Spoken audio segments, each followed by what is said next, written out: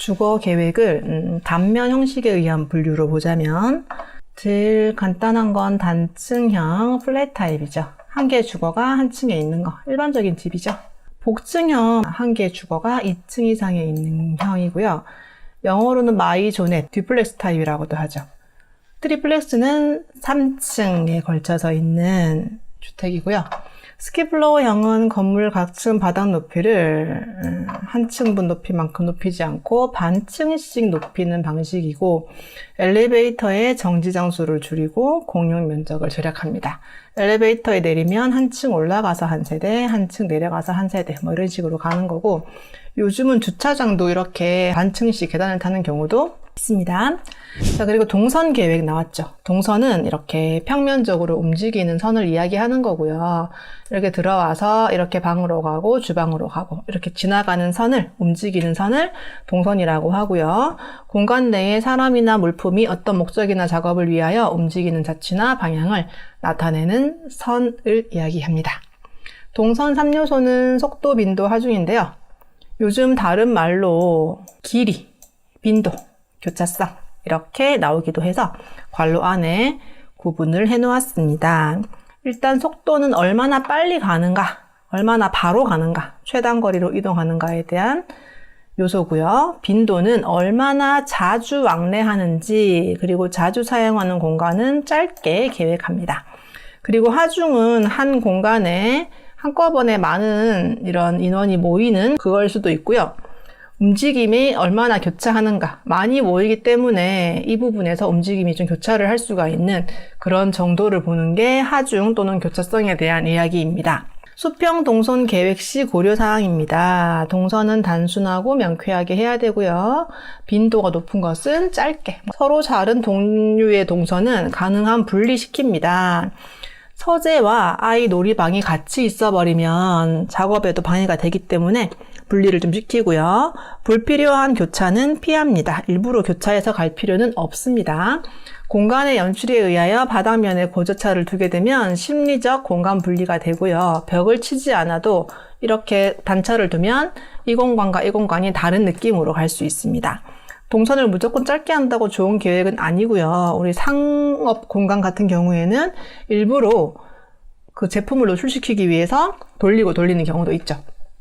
그리고 동선이 원활하고 거리의 단축, 편리함, 피로의 감소, 프라이버시 등을 고려해서 종합적으로 계획을 하면 됩니다. 수직 동선은 이렇게 계단을 타고 또는 엘리베이터를 타고 올라가는 거죠.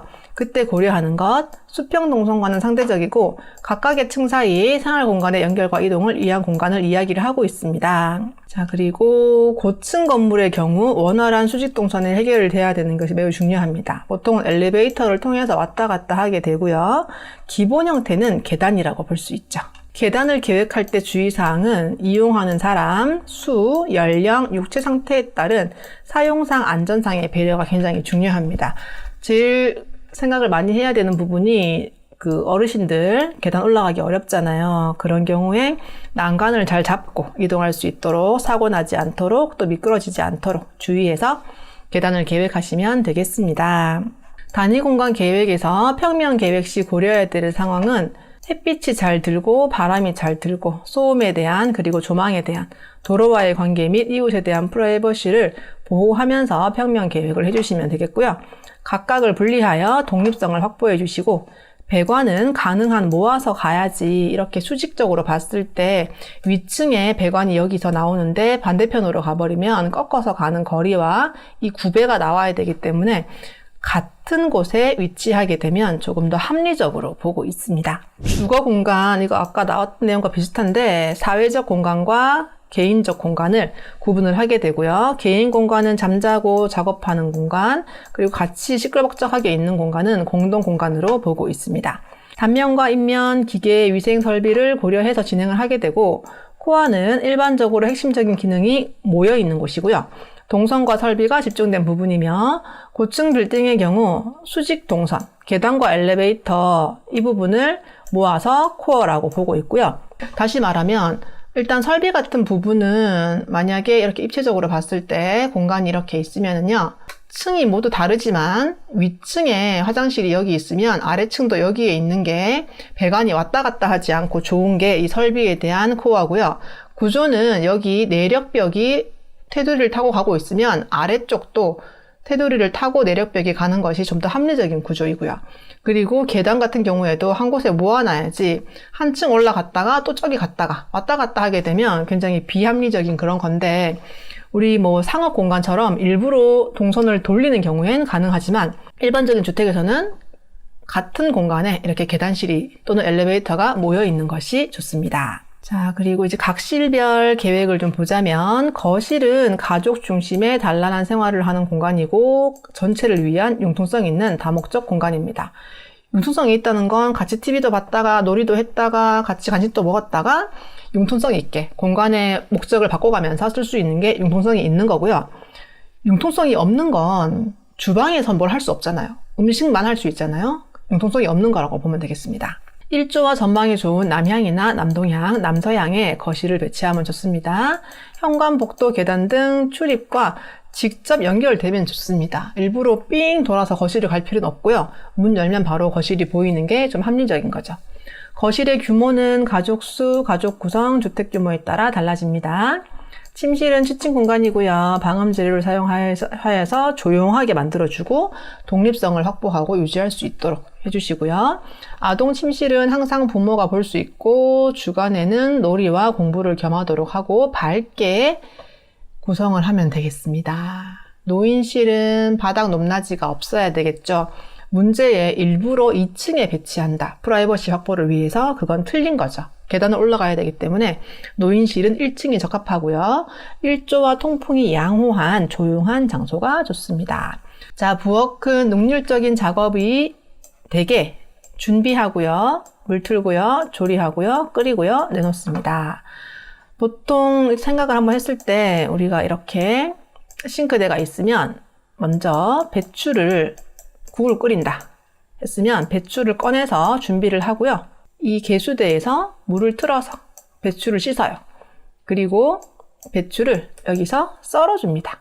물론 왔다 갔다 하게 되는데 일반적으로는 이렇게 순서를 봤을 때 여기서 배추 써는 공간 도마두고요. 자, 그 다음 여기서 가열을 해서 배추국을 끓여요. 이렇게 3구짜리 인덕션 또는 가스레인지라고 볼게요. 그리고 끓인 국을 옆에다가 내놓을 수 있도록 순서로 배열을 하는 게 일반적인 능률적인 작업을 위한 방법입니다. 대신에 이 작업 삼각형은 좀 개념이 달라요. 냉장고와 싱크대와 가열대가 이루는 동선이 짧을수록 능률적이라는 건데, 준비, 개수, 조리, 가열, 배선 이 순서는 그냥 작업을 위한 순서고요. 작업 삼각형에는 냉장고에서 꺼내서 씻고 끓일 수 있는 이 동선이 짧을수록 능률적이다라는 건 조금 다른 개념의 순서라고 보시면 되겠습니다. 부엌의 유형은 오픈 키친, 아일랜드 키친, 키친네트 이렇게 나오고, 부엌이 완전히 개방된 형식이 오픈 키친, 위생적인 식당에 주로 쓰는 곳이고요. 아일랜드 식탁은, 아일랜드 키친은 중간에 아일랜드, 섬처럼 취사용 작업대가 하나 있고요. 거기를 둘러싼 싱크대가 들어가는 형식이에요. 키친네트는 작업대의 길이가 2m 정도인 짧다는 소리입니다. 간이 부엌이고요. 사무실이나 독신용 아파트에 주로 설치합니다. 작업대를 일자로 벽면에 붙이고요. 부엌이 좁거나 공간 여유가 없을 때 적용하고 3m를 넘지 않은 것이 합리적입니다. 병렬형입니다. 이렇게 마주 보도록 되어 있는 거예요. 양쪽 벽면에 작업대를 두는 거고 몸을 돌리면 되기 때문에 동선이 좀 짧아서 효과적입니다. 그리고 니은자형, 작업대를 인접한 양면에 니은자로 배치한 형태입니다. 동선의 흐름이 자연스럽고 공간 사용이 효과적이고요. 디귿자형은 작업대를 세 벽면에 배치하고 편리 능률, 대규모 부엌에 주로 사용하는 형태입니다. 식당, 식사실 별이 2개죠. 다이닝, 키친, 리빙 다이닝, 리빙 다이닝, 키친. 자, 일단 다이닝은 식사하는 곳, 식당, 키친은 부엌, 리빙은 거실, 이 3개를 조합하는 거예요. 거실과 다이닝과 키친이 한꺼번에 있는 것은 LDK고요. 소규모 주택, 좁으니까 다 한 곳에 몰아버리는 거죠. 거실 내에 부엌과 식사실이 같이 있는 것, 문제 많이 나옵니다. 다이닝 키친은 부엌의 일부에 식사실을 두는 형태. 우리 일반적인 주택에 그렇게 들어가고, 노동력이 절감된다는 것은 음식을 해서 바로 식당으로 얹으면 되니까 가까워서 좋습니다. 리빙 다이닝은 거실의 한 부분에 식탁을 설치하는 형태인데 작업 동선이 좀 길어지는 그런 부분이죠. 자, 현관, 대문 도로와 가까이 하게 되고요. 이렇게 대지가 있고 여기가 입구면 굳이 현관이 이렇게 돌아서 갈 필요는 없잖아요. 바로 앞에서 가는 게 좋아요. 그런데 어떤 그런 뷰가 좀 안 좋다거나 이럴 경우에는 일부러 돌리기도 하겠죠. 현관과 거실의 바닥 높이 차는 120에서 200mm가 적당합니다. 이 단차가 좀 있어주면 먼지 같은 것들이 덜 들어오게 되고요. 뭔가 공간 분리가 되고요. 높이 차이가 있는 게 좋습니다. 넓은 공간감과 밝고 깨끗한 느낌이 들도록 유사색으로 배색을 합니다. 바닥은 더러워지기 쉬우므로 저명도 어둡고 좀 약간 칙칙한 색, 그리고 마감재는 유지 관리가 쉬운, 닦기 좋은 거죠. 타일, 인조석, 천연석 등을 주로 사용하고 있어요. 자, 단지 계획, 별이 3개예요. 문제에 많이 나온다는 소리예요. 근린 주구 이론은 페리라는 사람이 초등학교를 기준 단위로 설정하였고, 근린 주구 내에서 생활 안정성을 유지하고 쾌적성을 확보하기 위한 단위를 정해 놓은 겁니다. 초등학교 단위가 근린 주구 이론의 기본 핵심 개념입니다. 이 초등학교는 1600에서 2000호 그 안에 초등학생들이 몇 명 있겠죠. 여러 명 있겠죠. 거기에 맞게 단위를 잡아 놓은 거고, 작은 단위로부터 보자면 사람이 걸어 다니기 편한 인보구예요. 작은 어떤 단위인데 20에서 40호 정도 되면 걸어 다닐 수 있는 거리를 보고요. 놀이터가 하나 있도록 하고 최소 단위라고 보고 있습니다. 그리고 근린 분구는요, 400에서 500호인데 이게 10개 정도 모여 있는 거죠. 여기는 유치원이 하나 있어야 됩니다. 그리고 근린 주구는 1600에서 2000호 정도가 근린 주구 이론의 가장 기본이 되는 초등학교가 들어가는 그런 단위입니다. 이렇게 묶어서 생각할 수 있도록 그림을 머릿속에 그리면서 외워주시고 이 규모를 다 암기해 주시기 바랍니다. 그리고 연관관계가 있는 것들, 근린 주구는 초등학교, 분구는 유치원, 인보구는 놀이터, 이렇게 연관 지어서 가시기 바랍니다. 자, 먼저 급수 설비, 물을 이렇게 공급해주는 설비가 급수 설비죠. 세면기, 변기, 싱크대, 그리고 위생기구. 보통은 도기를 쓰기 때문에 위생도기라는 말도 쓰고요. 도자기로 만들어진 거죠. 물이 필요한 장소에 필요한 수량을 필요 압력으로 공급하는 설비입니다. 여기 압력이라는 말이 나오는데 우리가 만약에 생각을 한번 해보면 물이 이렇게 옆에 바로 있고요. 호스로 이렇게 당겨서 내가 물을 틀었어요. 그러면 이 떨어지는 힘이 없기 때문에 물이 세게 나오지도 않을 뿐더러 원하는 양을 내가 이렇게 사용을 하기가 좀 불편합니다. 그래서 일반적으로는 이렇게 건물 옥상에 물탱크를 두고요. 이렇게 물이 떨어지는 힘으로 우리가 물을 공급받아서 샤워도 하고 설거지도 하고 이렇게 사용을 하고 있죠. 급수 방식 몇 가지가 나옵니다. 수도 본관이 공급 가능한 높이 이상의 높이에 있는 위생기구는 가압 장치를 이용하여 필요 압력을 충족시키게 됩니다. 수도 본관이라는 건 우리가 건물이 이렇게 있으면은요, 도시에 흐르고 있는 상수도에서 우리 집으로 당기는 그 배관이 수도 본관이고요. 공급 가능한 높이 이상의 위치에 있다는 것은 이 높이보다 높게 있는 경우입니다. 만약에 이렇게 집에 있는 수도 본관이 밑에서 바로 당기는 수도 직결 방식이다 라고 한다면, 수도 직결 방식은 이렇게 물탱크를 이고 있는 게 아니라 여기서 바로 물을 끌어서 사용을 하기 때문에 떨어지는 압력이 발생하지 않습니다. 그래서 여기서 만약에 내가 샤워를 한다, 그럼 물을 당길 때 힘이 없어요. 그래서 압력을 가하는 장치를 이용하여 물을 쏴주는 방식을 써야 그 압력을 충족시킬 수 있다라는 이야기입니다. 자, 먼저 수도 직결 방식 볼게요. 수도 본관에서 급수관을 당겨서 필요 개소에 직접 급수하는 방식입니다. 1층이나 2층 건물이나 주택 등에 사용되고요. 만약에 내가 3층까지 1층, 2층, 3층까지 수도 본관에서 물을 쏘려면 여기 해당되는 압력 펌프가 있어야 되는데 그 힘이 잘 나오지도 않을 뿐더러 전기세도 굉장히 많이 나가게 되고 일정한 압력으로 물을 쏘기가 어렵습니다. 그래서 낮은 건물에 주로 활용하게 되는 방식이고 물탱크가 없기 때문에 가장 위생적인 방법입니다. 갑작스럽게 물이 단수가 됐어요. 그럼 급수가 아예 불가능입니다. 이건 어떤 개념이냐면 이렇게 물탱크를 이고 있으면 물을 이만큼 받아놓고 물을 떨어뜨려서 그 압력으로 물을 사용하는데 갑자기 단수가 됐어요. 단수라는 것은 이 수도 본관에서 단수가 되는 건데 일반적으로는 수도 본관에서 물을 받아둔 태로 떨어뜨리기 때문에 여기서 끊겨도 이 남아있는 물만큼은 쓸 수가 있습니다. 그래서 단수 시에는 수조에 남아있는 수량을 이용 가능한 것이 이 높은 수조 방식, 고가 수조 방식이고요. 이것은 단수 시 급수가 불가능, 그런 차이점이 있습니다. 고가 수조 방식은 우리가 일반적으로 말하는 물탱크입니다. 아파트나 건물 옥상에 고가 수조를 설치하여 중력에 의해서 급수를 하는 거고요. 우리나라 대부분의 건물에 이용되고 있습니다. 항상 일정한 수압과 항상 저수량이 확보가 가능하다는 장점이 있고요. 단수 시에는 고가수조에 남아있는 수량을 이용할 수 있는 것도 장점입니다. 대신에 이 물탱크가 굉장히 무겁잖아요. 이 중량에 대한 이 옥상 바닥에 보강이 좀 필요한 그런 문제는 좀 있습니다. 그리고 압력 수조 방식인데요. 고가 탱크, 이렇게 높이 있는 탱크를 활용하면 항상 일정한 압력으로 쓸 수 있어서 좋은데 이렇게 높이에 여러 가지 문제가 있어서 설치하기 어려운 경우에는 이렇게 지하실에 수영장처럼 큰 수조를 만들기도 해요. 요즘도 이렇게 많이 하더라고요. 요즘 건물 자체가 철근 콘크리트인 경우도 있지만 굉장히 경량인 경우에는 물탱크를 이고 있을 때 좀 불편할 수도 있어서 지하실에 압력탱크를 설치하고 압축 공기로 밀어 올려서 쏴주는 방식으로 급수를 하는 것이 압력 수조 방식입니다. 이건 설비비가 비쌀 수밖에 없죠. 위로 쏴주는 이 펌프를 만들어야 되니까 유지관리가 옥상에 올리는 거에 비해서 힘들 수 있습니다. 그리고 팡팡 쏠 때 순간적으로 수압이 세다가 세지 않다가 이런 수압 변동이 심할 수가 있어요.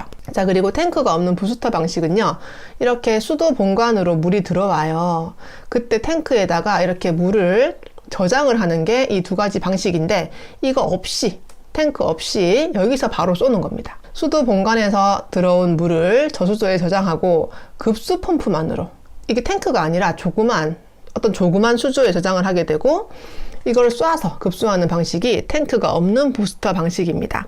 이것도 전력 소비가 많을 수밖에 없죠. 자동 제어 시스템으로 고장이 났을 때 수리가 다소 어렵다라고 보시면 됩니다.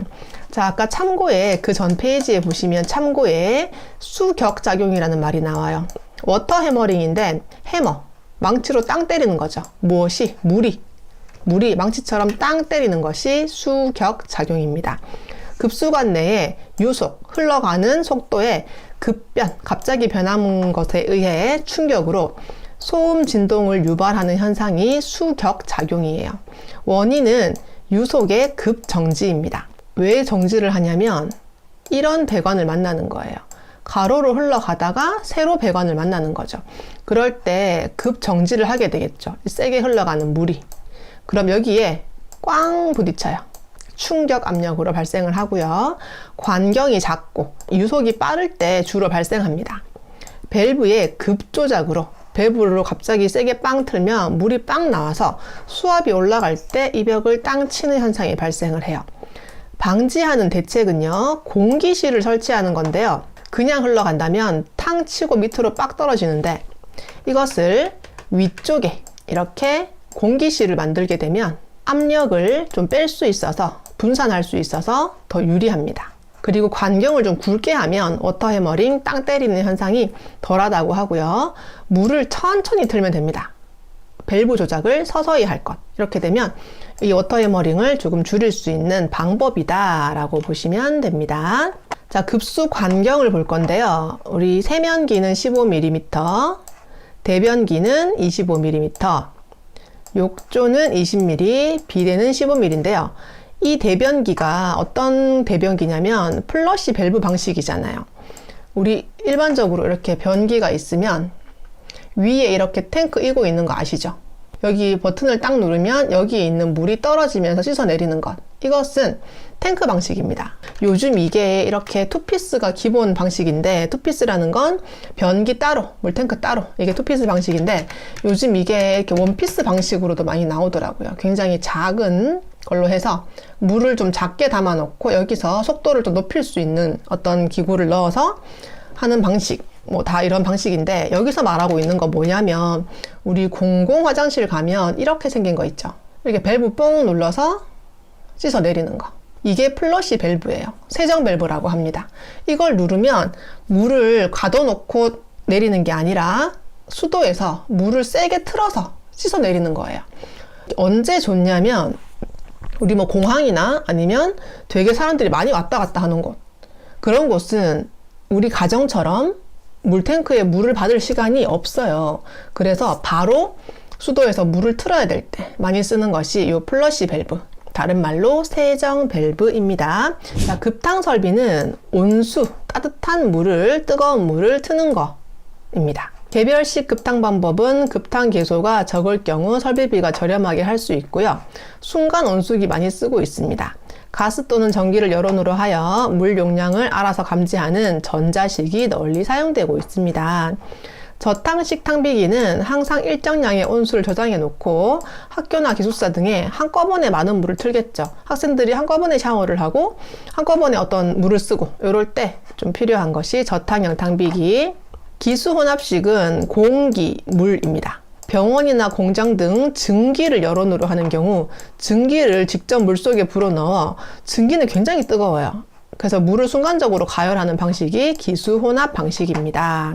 자, 그리고 중앙식 급탕 방법인데요.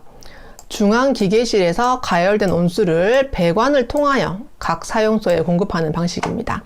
호텔이나 병원, 아파트, 급탕 개수가 많은 대규모 건축물에 적용 시 경제적입니다. 자, 배수 설비 보겠습니다. 배수는 하수도에 물을 흘려내는 거예요. 배수의 종류는 오수와 우수가 있습니다. 우리 길 가다가 보면, 산책하다 보면 우수관이라는 게, 우수 트랩이라는 게 보여요. 빗물, 용수, 오염되지 않은 것은 우수관으로 나가고요. 오염된 것은 오수관으로 나갑니다. 생활하수와 산업폐수가 있는데, 생활하수는 일단 대변기, 소변기, 비데 등에서 나오는 더러운 물, 잡배수는 세면기, 욕조, 싱크대, 주방기구, 세탁기 등에서 나오는 잡배수. 이런 것들은 오염되어 있는 거기 때문에 어떤 처리를 거쳐서 나가야 되는 것이라고 보시면 되겠고요. 특수폐수는 공장이나 병원, 연구소 등에서 다량의 유기물이나 유지, 약품을 포함한 것으로 유해성이 있는 것. 일반 배수구나 하수도에 방류할 수 없고요. 따로 걸러서 내보내야 되는 아이입니다. 그래서 지금 요즘 보시면 우리 집에도요, 우수관이 있는데 그게 어디 있냐면 베란다에 보면 이렇게 나가는 관이 있어요. 그런데 그 관에다 세탁기를 연결하시는 분이 계시는데 그건 안 되는 거죠. 이게 지금 같은 배관이 아니기 때문에 굉장히 환경적으로 안 좋은 행동이다라고 보시면 좋겠습니다. 자, 그리고 트랩에 대한 내용 한번 볼게요. 하수관에서 배수관에서 유해가스의 역류를 방지하는 것. 배수관의 일부에 봉수가 고이도록 하는 기구입니다. 여기 그림을 보시면 이 트랩이라는 아이인데요. S 형태라서 S트랩이고요. 세면기나 대변기에 많이 사용되는 겁니다. 사이폰 작용으로 봉수의 파괴 가능성이 높은데, 봉수가 파괴된다는 것은 뭐 배관이 깨지는 게 아니라 이 물이 사라지는 게 봉수의 파괴예요. 사이폰 작용이라는 건 여기에 세면대에 한꺼번에 많은 물을 가뒀다가 내가 옆 밑에 이 구멍을 뻥 열어주면 순간적으로 물이 빵 나가게 되는데 나가는 속도가 빨라요. 그래서 이 봉수라고 하는 고여있는 물을 끌고 가버리는 겁니다. 그게 사이폰 작용으로 인한 봉수의 파괴예요. 그럴 가능성이 높은 것이 S트랩, 세면기나 대변기에 많이 사용되고요. P트랩이라는 것은 벽체 내에 꽂는 겁니다. 한번 꺾어서 벽체로 꽂는 거예요.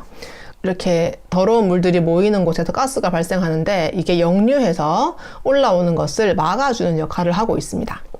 S트랩보다는 봉수에 안전합니다. 왜냐하면 S트랩은 한꺼번에 쫙 당기면 밑으로 뽕 떨어지는 압력 때문에 봉수를 가져갈 가능성이 높은데 이건 옆으로 가기 때문에 유속이 비교적 빠르지 않습니다. 이게 더 빠르다는 거죠, S트랩이.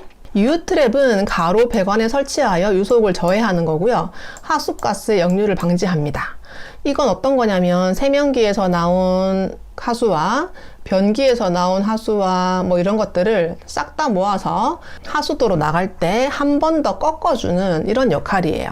그래서 이 많은 것들이 모이는 곳에 가스가 많이 발생하는데 집 안으로 원천적으로 들어오지 못하도록 해주는 것이 유유트랩입니다. 드럼 트랩은요, 부엌의 싱크대에 설치하여 찌꺼기 제거가 편리하며 봉수의 파괴가 적어요.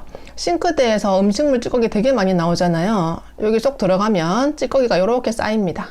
여기서 위로 떠오르는 맑은 물만 이렇게 빠져나가는 거죠. 뚜껑 열어서 음식물 쓰레기만 처리를 하시면 되겠습니다. 그래서 기름 같은 거 이렇게 위에 떠 있다가 어떤 배관에 막혀 있는 경우가 있는데 여기 열어서 제거를 하기도 하고요. 자, 트랩에서 봉수가 파괴되는 원인 별 2개죠. 자기 사이펀 작용이 있고요. 유도 사이펀이 있어요. 아까 사이펀이라는 것은 이렇게 물을 끌고 나가는 그런 작용인데 순간적으로 세면기에 물을 많이 받았다가 뚜껑을 한꺼번에 뽕 열면 봉수를 끌고 가버리는 것이 자기 사이펀이에요. 유도 사이펀이라는 것은 어떤 배관이 이렇게 있고요. 여기서 물을 흘린 게 아니라 다른 데서 한꺼번에 많은 물이 흐르면서 관 자체에 압력이 올라간 거예요. 그래서 여기 있는 봉수를 끌어가 버리는 것. 그것이 유도되었다. 유도 사이펀이고 흡출처럼 이렇게 반대 방향으로 흡출시켜 버리기도 해요. 그리고 모세관 현상이라는 것은 트랩에서 섬유 찌꺼기나 머리카락이 걸린 경우 이렇게 머리카락이 걸려 있는 거죠. 그러면 이 머리카락이나 어떤 걸레에 섬유 이런 것들을 따라서 물이 흡수돼서 나가버리는 것. 그게 첫 번째 모세관 현상이고 두 번째 모세관 현상은 여기 실금이 갔어요. 그래서 물이 조금씩 떨어져 나가는 것.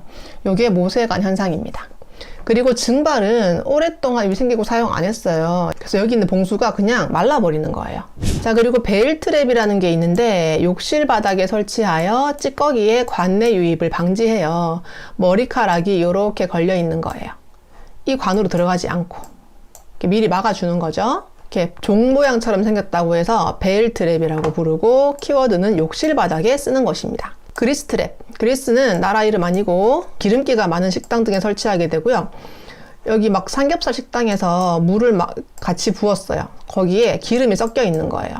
그럼 물이 이렇게 흘러나가게 되고 기름은 위로 떠오르고 찌꺼기는 가라앉아요.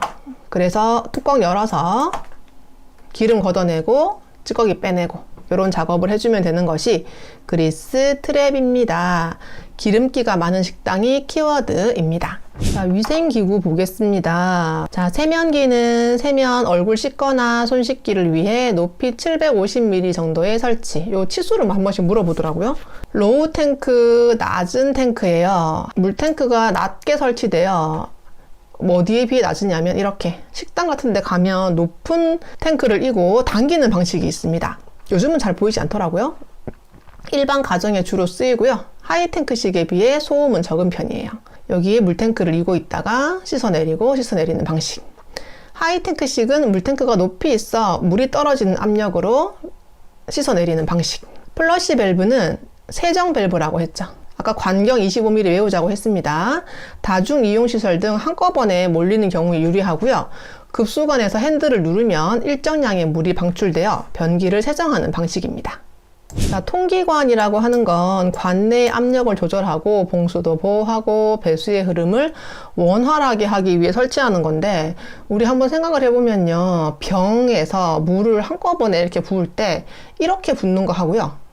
옆으로 공기를 좀 넣어서 붓는 거 하고 뭐가 더 빠르냐면 이렇게 공기가 들어가서 나오는 게 훨씬 빨라요. 그래서 우리 배관도 마찬가지로 이렇게 그냥 흘러가게 되는데 이 위에 통기관을 넣어주면 공기도 흐르면서 워터 해머링도 방지하면서 여러 가지 좋은 점이 있습니다. 각계 통기관은 위생기구 하나마다 통기관이 하나씩 있는 거예요. 루프 통기관은 위생기구 8개를 모아서 높이 좀 쌓아서 통기관으로 공기를 통하게 하는 것이 루프 통기관입니다. 냉방 뭐 시원하게 하는 거죠. 여름철에 온도 습도를 낮추어 실내를 쾌적하게 하는 것. 자, 충냉식 냉방 설비입니다. 심야 시간에 전기를 이용하여 충냉제, 물이나 얼음 또는 드라이 아이스 같은 화합물, 냉열을 저장했다. 이를 심야 시간 이외의 시간에 냉방에 이용하는 설비입니다. 밤에 저장했다가 낮에 쓰는 그런 거라고 보시면 되겠고요. 난방 설비, 따뜻하게 하는 거죠. 외부로부터 열 손실이 있는 방에, 좀 추워지는 방에 난방 장치를 설치하여 실내 필요 온도 유지를 위한 설비입니다. 개별 난방, 중앙 난방, 지역 난방 못합니다. 자, 개별 난방은 우리 집 일반적으로 아파트에 보시면 보일러 집집마다 설치해서 보일러실이 있죠. 다용도실 안에 보일러가 들어 있습니다. 세대별 난방 조절이고요. 각 가구에 보일러실이 필요하다는 그런 단점이 있습니다. 예전에는 보일러 자체만 이렇게 따로 반드시 하는 그런 실이 필요했는데 요즘은 보니까 다용도실에 이렇게 보일러 기계만 들어가는 형태로 들어가더라고요. 중앙 난방은 건물 내 한 곳에 보일러, 가열기 등을 집중적으로 설치하여 건물 각부에 증기나 온수, 온풍 등을 공급하는 방식입니다. 세대별 난방을 이렇게 미세하게 조절하기가 어렵고 온수 사용은 자유로워요. 한꺼번에 많은 물을 저장했다가 실마다 보내니까 각 가구의 보일러실은 불필요합니다. 중앙 난방과 지역 난방의 차이를 보면 이렇게 건물이 하나 있으면 보통 지하 공간에 보일러실을 한꺼번에 두고 실마다 물도 공급하고 열도 공급하는 그런 게 중앙 난방이고 집집마다 보일러실은 없어요. 그게 중앙 난방. 지역 난방은 좀 개념이 다른데 중앙 난방 장치가 있는 건 똑같지만 이 발전소처럼 큰 게 있어서 이 지역을 아예 하나의 발전소에서 쏴주는 거예요. 그래서 만약에 이렇게 아파트들이 한두 동이 아니라 그냥 하나의 어떤 동네, 신도시 같은 경우에 이렇게 탑 같은 거 있는 동네 있어요. 그래서 어떤 발전소에서 건물마다 이렇게 보내주는 것이 한 지역을 다 난방한다고 해서 지역 난방이라고 부르고 있습니다. 중앙 난방이든 지역 난방이든 둘 다 각 가구의 보일러실은 불필요한데 이건 아예 건물에도 보일러실이 필요 없고 이 열병합 발전소라고 하는 한 군데서 각 건물마다 보내주는 방식이 지역 난방입니다. 자, 난방 방식은 증기 난방과 온수 난방으로 나누고 있어요. 그리고 복사 난방은요, 우리 집에 보일러처럼 온수나 증기를 천장이나 바닥, 벽에 파이프를 깔아 공급하는 방식입니다. 우리는 주로 바닥에 온돌 방식으로 하고 있고요. 쾌감도가 높은 장점이 있는데 굉장히 뽀송뽀송한 느낌입니다. 우리 집에 보일러 틀면 이렇게 굉장히 건조해지는 그런 느낌. 그래서 일반적으로 우리 집에 쓰는 보일러 바닥에 배관 깔아서 쓰는 거 장점은 바닥이나 벽 등 건축 구조체에 동관, 강관 등 거기에 호일을 깔아서 가열면을 형성하고 여기에 온수나 증기를 보내서 가열면의 온도를 높여 복사열에 의한 난방을 하는 방식이에요. 보일러의 열 용량이 큰 편이며 실내 온도 분포를 균등하게 할 수 있어요. 어떤 차이냐면 라지에이터 온수나 증기를 흘리는 건 이렇게 창문 앞에 설치해서 이렇게 공기를 순환시키는데 근처에 가면 따뜻하고 멀리 가면 춥고 이런 단점이 있는데요. 우리 일반적인 보일러는 이렇게 돌리죠. 그렇기 때문에 아랫목, 윗목 이런 개념 없이 다 따뜻하게 할 수 있는 게 이 복사 난방의 장점이에요. 단점은 이 배관을 매입하기가 좀 어렵습니다. 고장나면 어디가 터졌는지 알 수가 없어요. 수리가 어렵습니다. 그리고 열 손실을 막기 위한 단열재를 깔아야 되는 그런 단점은 있어요. 자, 위에 있는 온수 난방과 증기 난방은요, 아까 말씀드렸던 이런 라지에이터에 온수나 증기를 흘려서 난방하는 방식입니다. 보일러에서 발생한 증기를 라지에이터에 보내 수증기에 증발 잡열을 이용한 난방인데요. 잡열은 어떤 개념이냐면 물이 액체 상태에서 기체가 되는 등 형상의 변화가 있는 그런 상태입니다. 이게 지금 배관을 따라서 증기가 이동을 하게 되는데 온도가 식게 되면, 온도가 내려가게 되면 이게 물방울처럼 송골송골송골 맺혀버립니다. 이게 배관 안에 있으면 안 되기 때문에 이 물방울처럼 맺힌 것을 응축수라고 하고 이걸 다시 기계로 가져와야 돼요. 환수 방식. 중력 환수식은 이 배관 자체를 기울여서 응축수가 흘러서 알아서 오도록 하는 게 중력 환수식. 기계나 진공은 이 안에 어떤 외력을 가해서 물을 다시 가져오는 게 기계 환수식. 그리고 진공 환수식은 관 자체를 진공 상태로 만들어서 물이 다른 곳으로 흘러가도록 하는 방식이 있습니다. 장점은 증발 잡열을 이용하기 때문에 굉장히 뜨거워요. 열의 이동 능력이 큽니다. 예열 시간이 온수난방에 비해 짧고 방열 면적이 온수난방에 비해 작아요. 이런 장점이 있는데 이렇게 말로 외우기가 좀 어려워요. 그래서 우리가 어떻게 외우냐면 증기난방은 너무 뜨거워, 온수난방은 덜 뜨거워, 이렇게 외웁니다. 자, 그 다음 환기 설비. 공기를 환기시키는 거죠. 자연 환기는 다른 말로 중력 환기고요. 급기 배기량이 일정하지 않아요. 바람이 많이 불면 환기가 많이 되고 바람이 잘 안 불면 환기가 많이 되지 않는 특징이 있는 것이 자연 환기 또는 중력 환기입니다. 기계 환기는 세 가지인데요. 일중 환기는 기계로 공기를 뿜어주고 기계로 공기를 빨아당겨요. 송풍과 배기를 둘 다 기계로 합니다. 병용식이라고 부르고 가장 우수한 환기 방식입니다. 이종 환기는 압력을 이용한 환기고요. 기계로 바람을 뿜어주고 배기는 창문 열어야 됩니다. 외부의 오염 공기가 들어오지 않도록 해주는 방식이고요. 3종 환기는 흡출식, 빨아당기는 거죠. 배기를 기계로 하고 급기는 창문 열어서 보통 주방이나 화장실 등에 이용을 하고 있습니다. 공기 조화라는 것은 온도와 습도와 바람이 부는 것과 청정한 정도를 목적에 맞게 조화롭게 유지하는 것. 자, 공조 설비고요. 전공기, 공기만을 이용하는 방식, 물만 이용하는 방식인데요. 이 펜코일 유닛의 별표가 두 개 돼 있죠. 펜코일은 물을 이용한 공조 설비 방식이구나. 냉풍과 온풍을 쏘는 게 아니라 찬물과 따뜻한 물을 굴려서 난방을 하는 거고 호텔이나 병원 등에 적합하게 쓰고 있습니다. 자, 공기만 이용하는 것은 덕트 방식이고 공간을 나누는 멀티존 유닛, 층을 나누는 각층 유닛 이렇게 네 가지가 나옵니다. 단일 덕트는 말 그대로 하나의 덕트에서 냉풍 또는 온풍을 공급하는데 이런 덕트 이렇게 꼬불꼬불 있고 천장 마감재가 이렇게 돼 있어서 밖에서 봤을 때 둥글게 보이거나 네모나게 보이거나 요즘은 디자인이 좀 예뻐져서 이렇게 그냥 어떤 덩어리처럼 보이도록 하는데 그 덕트 구멍에서 찬바람도 나왔다가 따뜻한 바람도 나왔다가 하나의 구멍으로 나오는 거고요. 이중 덕트는 냉풍과 온풍을 따로따로 공급하여 실내 혼합 상자에서 섞어주는 거예요.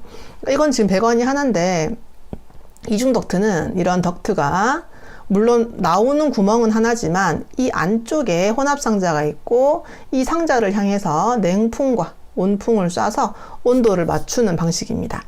굉장히 우수하겠죠. 좀 더우면 찬바람 넣으면 되고 추우면 따뜻한 바람을 넣으면 되는데 에너지 소비가 가장 많은 방식이 이중 덕트 방식입니다.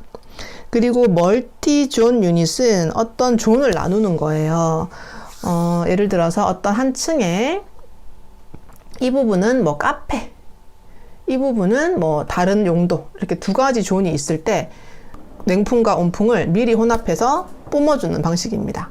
공간을 구획해서 각 공간마다 층은 빼버립시다. 각 공간마다 냉풍과 온풍을 해주는 거고요. 멀티존에서 층이 들어갈 수 있는데 각 층 유닛이라는 게 있기 때문에 일단은 빼고 생각해보면 층마다 공조실을 두어 송풍 덕트가 짧고 각 층별 개별 운전이 용이합니다.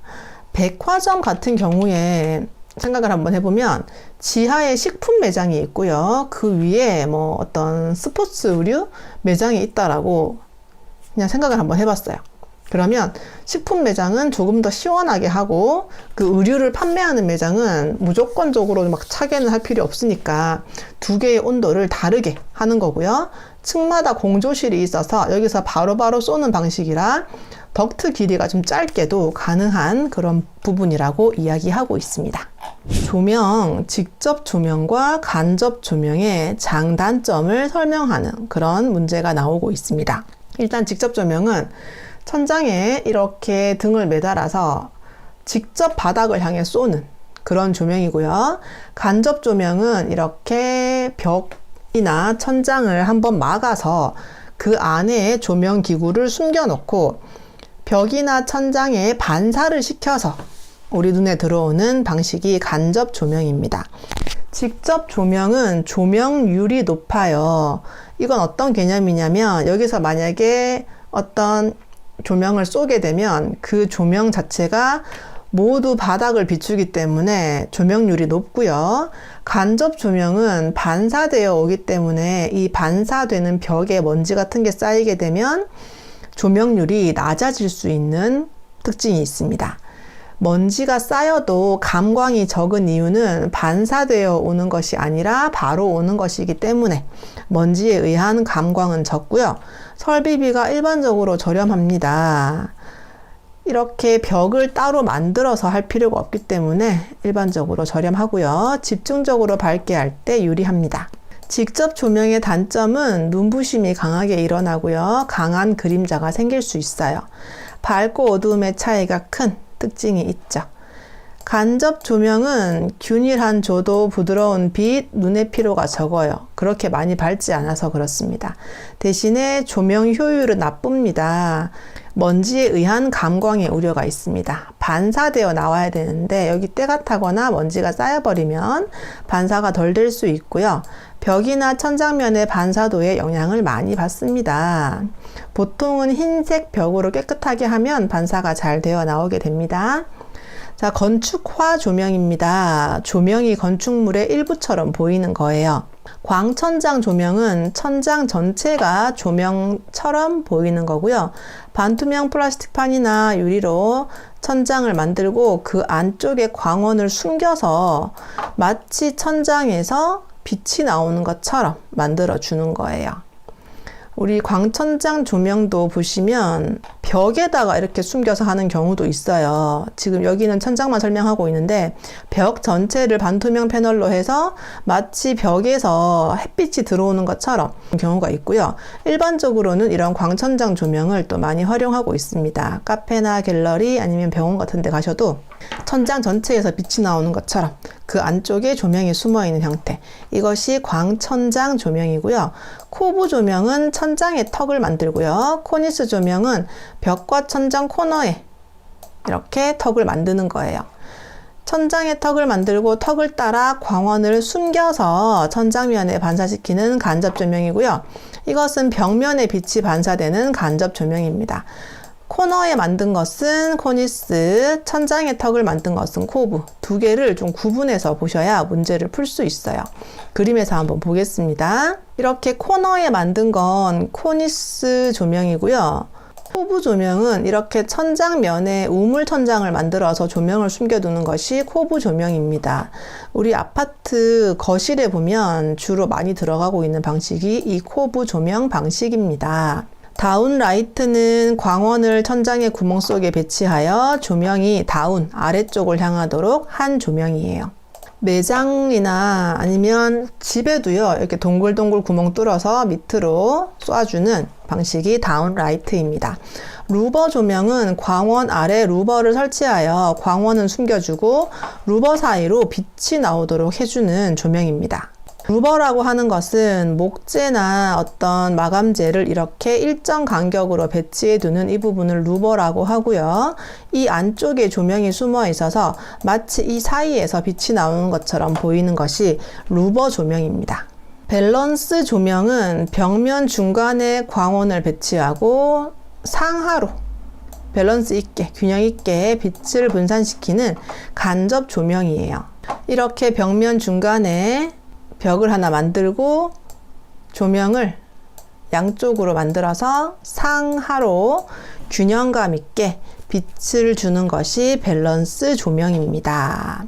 실내 조명의 설계 순서입니다. 이게 다른 실내 디자인 쪽에서는 순서가 조금 다르게 나오는데 전상건축에서는 소요 조도의 결정이 첫 번째로 그런 다음에 전등을 어떤 종류로 할 것인가 조명 방식과 조명기구 선정하고 조명기구를 배치하는 순서가 됩니다. 자, 메탈 할라이드 램프라는 게 있어요. 이 램프의 종류, 백열등, 형광등, LED 등처럼 메탈 할라이드 램프라는 아이는 휘도가 높습니다. 휘도라는 것은 우리 LED 패널처럼 이렇게 어떤 디스플레이 제품이 있으면 거기서 제곱 센티미터당 몇 칸델라가 나오는가 이렇게 보는 거고요. 단위가 니트라는 단위를 쓰고 있죠. 이 휘도가 높은 것이 있고 불을 처음에 켤 때 시동 전압이라고 하는데 그것이 좀 높다라고 합니다. 불을 딱 켜는 순간에 좀 시간이 좀 걸릴 수 있고 전기를 좀 많이 먹는다라고 보시면 좋겠고요. 조명 효율이 좋은 편이고 연색성이 뛰어나다라는 특징을 가지고 있습니다. 연색성은 어떤 물체를 햇빛 아래서 봤을 때 보여지는 색상이 조명에 의해서 바뀌지 않고 원래 자연색과 가장 비슷하게 보이는 것이 연색성이에요. 그리고 배광 제어는 빛을 좀 밝게 했다가 어둡게 했다가 뭐 이렇게 제어하기가 용이한 특징을 가지고 있는 것이 메탈 할라이드 램프입니다. 연색성이라는 거 아까 지금 나왔죠. 조명이 어떤 물체의 고유한 색상을 얼마나 제대로 된 천연색으로 보이게 하는가의 능력. 연색성이 높은 조명은 백열등, 형광등, LED 등, 메탈 할라이드 램프. 우리가 알고 있는 대부분의 조명은 연색성이 높아요. 뭐 나트륨 등, 수은 등 이런 것들은 연색성이 안 높을 수 있습니다. 높지 않을 수 있어요. 자, 색온도 색상이 지닌 온도인데 실제 만졌을 때 뜨거운 정도가 아니라 눈으로 봤을 때 푸른 빛을 띈 것은 색온도가 높은 거고요. 노란빛을 뜬 것은 색온도가 낮은 아이입니다. 단위는 켈빈입니다. 천연 주광, 햇빛이 5400 켈빈인데요. 이보다 높은 것은 푸른색을 띠고 낮은 것은 노란빛을 띱니다. 천연 주광에서 보이는 물체 색상과 가까울수록 연색성이 뛰어나다고 하는 내용 한 번 더 나오고 있습니다. 조명 효율이 높은 순서. 조명 효율은 이렇게 켰을 때 그만큼 공간을 얼만큼 많이 밝힐 수 있는가 정도로 봤으면 좋겠는데 이게 제일 높고 그 다음에 메탈 할라이드, 형광등, 수은등, 백열등. 아까 제가 말했던 연색성과는 개념이 좀 다릅니다. 연색성은 색깔 자체가 자연색과 비슷하게 보이느냐 아니면 그 조명에 의해서 좀 누르스름하게 보이는가 푸르스름하게 보이는가 뭐 이런 차이인데 조명 효율은 얼만큼 밝게 보이는가 정도로 보시면 좋겠어요.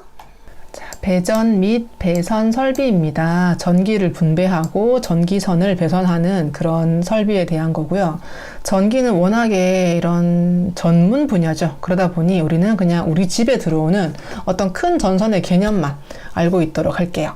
먼저 배전반이 있고 분전반이 있고 분기회로가 있는데 가장 큰 의미부터 이렇게 점점 작은 의미로 점점 작은 선으로 간다라고 보셨으면 좋겠어요. 배전반은 공용 전기 배전망이잖아요. 온 동네를 지나가는 큰 전선에서 우리 집으로 들어오는 접속점을 형성하는 장치가 배전반이고요. 그리고 분전반은 전기가 집으로 들어왔어요. 들어와서 분기회로라고 하는 가장 말단 부하에 전력을 공급하는 게 분기회로인데 이것을 구성하는 분기 개폐기 차단기 등을 모선에 접속하여 지시판에 부착하는 장치인데 이렇게 은색 금속 같은 걸로 돼서 여기 닫혀 있어요. 여기 밑에 누르면 뻥 올라오는 그런 모양이고 어떤 것들을 모아서 어떤 선들을 모아서 동시에 껐다 켰다 할 수 있는 게 이 분전반이고요. 분기회로는 말단 부하, 전등 콘센트 같은 가장 최종적으로 전기를 공급하는 그런 구조가 분기회로입니다. 우리 건축에서 전기를 다루는 내용은 직접 전기를 연결하지는 못하죠. 그렇지만 전선을 숨기는 그런 공사들 이렇게 하게 됩니다. 배선 공사. 그 전선을 배치할 때 막 밖으로 선이 나와 있는 경우는 많이 없어요. 보통은 몰딩 안에 숨겨서 작업을 하게 되는데 나무를 몰딩으로 만들어서 홈을 파서 전선을 넣은 것이 목재 몰드고요. 금속으로 몰딩을 만들어서 숨겨주는 것, 뚜껑을 덮어주는 것이 금속 몰드 공사. 금속관은 콘크리트 매입 공사할 때 많이 쓰여요. 우리 콘크리트를 타설하기 전에 철근 배근을 이렇게 해놓고요. 전선을 이렇게 미리 다 빼놓습니다. 어떤 관 안에서 이렇게 쏙 빼놔요. 그런 다음에 콘크리트를 붓게 되는데, 콘크리트를 매입하기 전에 금속관 안에 선을 묻어 놓는 것, 그것이 금속관 공사고요. 가요 전선관은 플렉시블 콘크리트 공사인데 자유롭게 구부릴 수 있는 겁니다. 금속관 대신에 주로 사용하고요. 모양이 보면 이렇게 창자처럼 이렇게 돼 있어요. 그래서 내가 전선을 이렇게 집어 넣을 때 여기 벽에 붙지 않고 이 굴곡을 따라서 쑥쑥쑥 들어갈 수 있도록, 그리고 이 자체를 플렉시블하게 이렇게 구부렸다 폈다 할 수 있는 그런 아이를 가요 전선관 공사라고 합니다. 버스덕트는 동력이나 전선 전류가 많은 곳에서 좀 크게 하나로 묶어주는 공사 정도로 봤으면 좋겠습니다. 방제 설비는 재난을 방지하는 설비. 자, 먼저 화재 탐지 설비는 화재 발생 시 온도, 연기 등을 탐지하여 경보로 알리는 일체의 설비입니다. 자, 이렇게 탐지하는 설비는 온도를 보는 정온식, 보상식, 그리고 차동식, 그리고 연기를 보는 광전식, 이렇게 나누고 있어요. 그리고 방범 설비는 외부로부터 침입을 막고 침입자를 알아내어 경보를 울리는 설비가 방범 설비. 예비 전원 설비 별표 하나 있죠. 비상 전원 설비, 자가 발전 설비, 축전지 설비입니다. 비상 전원 설비는 일반적으로 비상시에 사용하는 거고, 불이 났을 때 적어도 한 20분 정도, 10분 정도 조명을 켜줘야 사람이 대피를 해요. 그럴 때 비상적으로 사용하는 설비가 비상 전원 설비고요. 자가 발전 설비는 공장 같은 경우에 어떤 제품을 생산하다가 전기가 나가버리면 손실이 너무나 큽니다. 그래서 전기가 나가도 사태 발생 후 10초 이내에 가동하여 30분 이상 전력 공급이 할 수 있도록 하는 게 자가 발전 설비입니다. 축전지 설비는 전기 에너지를 화학 에너지로 변환시켜 저장했다가 필요할 때 만들어내는 겁니다. 보통 건전지가 그렇죠. 충전 사용 가능한 2차 전지는 여러 번 충전이 가능하다는 뜻으로 충전식 전지라는 별명으로도 불리우고요. 30분 이상 전기를 내보낼 수 있어야 합니다. 필요의 설비는 벼락 맞은 거예요. 벼락의 습격에 의해 건물이 다치면 안 되기 때문에 설치하는 설비고요. 큰 뇌전류를 대지로 방전시킵니다. 이렇게 전기가 빵 맞으면 건물을 때리는 것이 아니라 높은 것부터 때리기 때문에 이렇게 높은 침을 설치해 놓고 이렇게 땅으로 흘려보내야 건물을 지킬 수가 있어요. 20m가 넘는 건축물에는 필요 설비를 설치해야 되고, 보호각은 일반 건축물은 60도, 위험 건축물은 45도예요. 가스 및 소화 설비입니다. 가스 설비의 첫 번째 나오는 것은 LPG입니다. 액화, 석유, 가스. 우리 부탄가스라는 말 쓰죠. 석유 정제 과정에서 채취된 가스를 압축 냉각하여 액화시킨 가스고요. 물처럼 만든 거죠. 특징은 공기보다 무겁고요. 누설 시 위험성이 커요. 누설 탐지기는 바닥에서 30cm. 누설 시 샜을 때 냄새가 안 나기 때문에 그 냄새를 첨가를 시킵니다. 자, 가스 계량기 설치 기준 문제에 많이 나와요. 전기 계량기 및 전기 개폐기와의 거리는 60cm 이상. 이 키워드를 잘 보셔야 됩니다. 전기 절멸기와 전기 접속기는 30cm 이상. 이 두 개를 잘 보시고 문제를 푸셔야 돼요. 절연 조치하지 않은 전선과 단열하지 않은 굴뚝은 15cm 이상 거리를 유지할 것. 가스 배관 이음매와의 거리. 가스 배관 이렇게 연결할 때 보면 중간에 어떤 이음매를 만들게 되는데 이것도 똑같아요. 전기 개폐기와 60cm, 접속기와는 30cm, 절연 전선과는 10cm, 그리고 마지막 건 똑같습니다. 15cm. 요거 3개 그대로 다시 한번 외워주시고, 특이한 요 절연 전선과의 거리는 10cm 이상. 이게 좀 추가되었다라고 보시면 됩니다. 소화 설비입니다. 불 끄는 거죠. 소방 설비의 종류. 우리가 제일 잘 알고 있는 게 소화기예요. 불 나자마자 초기에 진화 목적으로 우리가 직접 할 수 있는 거고, 이동 가능하고요. 수동으로 작동하고요. 하얀 분말 같은 게 나옵니다. 소화 설비는 불 끄는 소화기구, 자동 소화장치, 옥내 소화전, 스프링클러, 물분무 등 소화기, 옥외 소화전 등이 있는데, 우리 옥내 소화전 이건 이렇게 실내 벽에 보시면은요, 은색으로 이렇게 아까 그 전기판처럼 이렇게 열 수 있는 게 있고요. 여기 빨간색 불이 반짝반짝반짝반짝 하고 있는 아이가 있어요. 열어보시면 이 안에 배관이 이렇게 감겨 있어서 그걸 당겨서 직접 물을 끄게 됩니다. 그게 옥내 소화전이고요. 스프링클러는 아시죠? 천장에 이렇게 뽕뽕뽕 달려 있어서 불 나면 이렇게 쏴주는 그것이 스프링클러, 쿨러 아닙니다. 클러. 물분무 등 소화기는 안개처럼 이렇게 물을 쏴줘요. 전체적으로 이렇게 푹 젖도록 해주는 게 물분무등 소화기고, 옥외 소화전은 이렇게 큰 불 났을 때 우리 길 가다 보면 횡단보도 옆에 있는 그게 대형 화재 났을 때 쓰는 거, 그게 옥외 소화전입니다.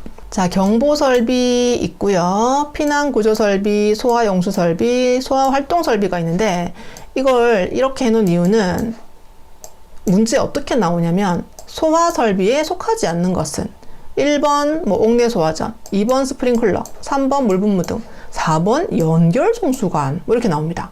이것들을 구분을 하는 게 문제에 한 번씩 나와요. 그래서 이게 어떤 건지도 중요하지만 어디에 속하는지를 반드시 한번 읽어보셔야 되고요. 스프링클러는 굉장히 중요하죠. 폐쇄식, 개방식, 조합식 요 세 가지 있고요. 이 중에 이상한 말을 한 개 집어넣어서 스프링클러의 종류가 아닌 것은 이라고 물어볼 수 있어요. 그래서 이거 다 읽어보시기 바랍니다. 자, 스프링클러 헤드 방향에 따른 분류는 위로 쏘는 거, 밑으로 쏘는 거, 옆에서 쏘는 거, 상하 다 쏘는 거. 우리 주로 하는 게 하향식입니다. 습식 스프링클러에 주로 있고요. 사무실, 아파트, 호텔, 우리 집에도 하향식이 주로 있고, 강의실에도 주로 하향식 천장에 붙이는 겁니다. 스프링클러 헤드의 설치 수평거리, 이거 물어볼 수도 있어서 넣어놨습니다. 문제 아직까지 이렇게 많이 나오진 않았는데, 무대부나 특수 가연성 취급 장소에는 수평거리가 1.7m 이하, 아파트는 3.2m 이하, 기타 비내화 구조는 2.1, 기타 내화 구조는 2.3. 요 4개 정도는 시간을 내서 읽어보시고 외우시면 되겠습니다. 살수에 방해가 되지 않도록 반경 60cm 이상의 공간을 보유할 것, 벽과 스프링클러 헤드 간격은 10cm 이상을 유지할 것. 자, 드렌처 설비 별표 하나 있죠. 불이 붙는 것을 방지하는 설비고요. 건물의 외벽이나 창이나 지붕에 노출해서 인접 건물에 화재가 발생했을 때 불길이 번져오는 것을 방지하기 위해 옆에 엄청 큰 불 났어요. 근데 바로 옆에 우리 건물이 붙어 있네요. 불이 넘어오지 않도록 내가 수막을 흘려버리는 거예요. 수막을 만들어버리는 거예요. 그것이 드렌처 설비 별표 하나 붙어 있습니다. 자동 화재 탐지 설비는 열 감지 방식, 연기 감지 방식. 아까 나왔던 말이네요. 화재로 인한 열에 의한 작동이고요. 차동식, 정온식, 보상식 3개 있습니다. 원래 내가 만약에 온도를 예를 들어서 26도로 맞춰 놓은 거예요. 근데 불이 나서 막 80도가 돼버렸어요. 그럼 그 온도가 아니니까 정온식, 그리고 보상식, 차동식은 26도인데 80도라고 예를 들었잖아요. 26도를 빼보면 그만큼 차이가 납니다. 그래서 보상을 하는 방식이, 연기 감지기는 광전식, 이온화식인데 문제에 많이 나오는 게 이 광전식이에요. 빛을 쐈는데 연기가 너무 많아서 빛이 안 나가는 거예요. 그것이 광전식입니다.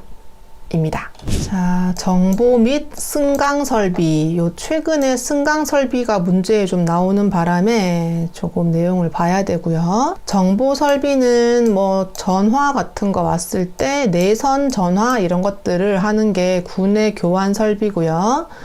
자, 표시 설비는 주차장에 몇 대 남았어요? 아니면 주차장에 자리가 있으면 초록색, 없으면 빨강색 이렇게 해주는 게 표시 설비고요. 비상 방송 설비는 불났을 때 비상벨 울리고 사이렌 울리고 불났으니까 피하세요 방송하는 거. 화재 발생을 알리는 설비가 비상 방송 설비. 그리고 IoT는 인터넷 오브 띵스, 사물 인터넷 센서를 이용해서 밖에서도 보일러 켜고 불 켜고 에어컨 켜고 그런 것들을 이라고 보시면 되겠고, 인터폰은 실내 또는 동일 건물 내에서 통화할 수 있는 유선 장치를 인터폰이라고 합니다. 용어 뜻 정도 알아두시면 되겠고요. 자, 승강 설비입니다. 승강기가 있고요. 에스컬레이터는 계단처럼 이동을 하는 게 에스컬레이터이죠. 승강기 차가 있는 기계장치, 이렇게 엘리베이터 타고 다니는 이 아이를 카라고 부르고 있죠. 건물의 층과 층 사이로 사람들을 자동으로 이동하는 것이 엘리베이터. 에스컬레이터는 동력에 의해 회전하는 계단을 구동시켜 자동으로 층과 층 사이를 이동하는 거고요. 30도 이하 각도로 분당 30m 이하로 갈 수 있도록 천천히 이동을 시킵니다. 이동 보도는 우리 마트 가면 10도에서 15도? 각도가 좀 있는 아이고, 여기다가 카트 실어서 올라가고 공항 가도 있고 지하도나 쇼핑센터 등에서도 이용이 되고 있습니다. 컨베이어 벨트는 이렇게 굴려서 화물, 우편물, 서적, 택배 이런 것들 이동하는 게 컨베이어 벨트입니다. 일주시간이라는 것은 엘리베이터가 출발 기준층에서 승객을 태우고 각 층에 서비스하고 출발층으로 돌아와 다음 서비스를 대기하기까지의 총 시간을 일주시간이라고 부르고 있습니다. 직류 엘리베이터와 교류 엘리베이터가 있어요. 특징들을 좀 알아두시면 좋겠고요. 기동 토크라는 것은 전동기가 기동하는 순간에 회전축에서 발생하는 회전력이라고 합니다. 이것이 적게 발생하는 게 교류 엘리베이터, 직류는 임의로 이게 왔다 갔다 한다라고 하네요.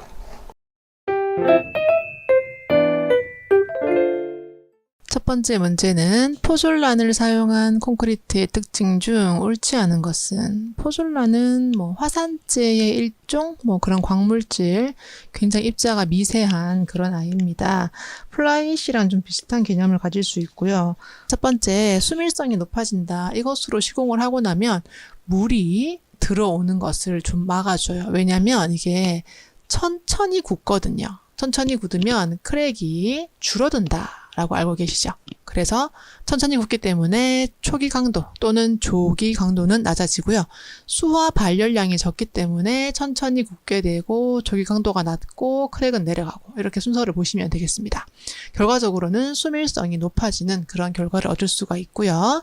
블리딩이라는 것은 일종의 재료 분리로 보시면 되는데, 블리딩이 감소하겠죠? 천천히 굳으니까. 그런데 지금 이것이 증가된다라고 나오고 있습니다. 그래서 4번이 틀렸어요. 점토 제품은 타일도 있을 것이고 변기 같은 위생 도기도 있을 겁니다. 이것을 만드는 순서는요, 이걸 굳이 외우지 않아도 생각을 한번 해보면 됩니다. 자, 먼저 점토를 가져왔어요.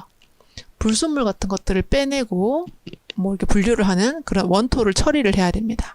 그런 다음에 원료를 배합을 하겠죠. 그 필요에 따라서 필요한 원료들을 배합을 하게 되고요.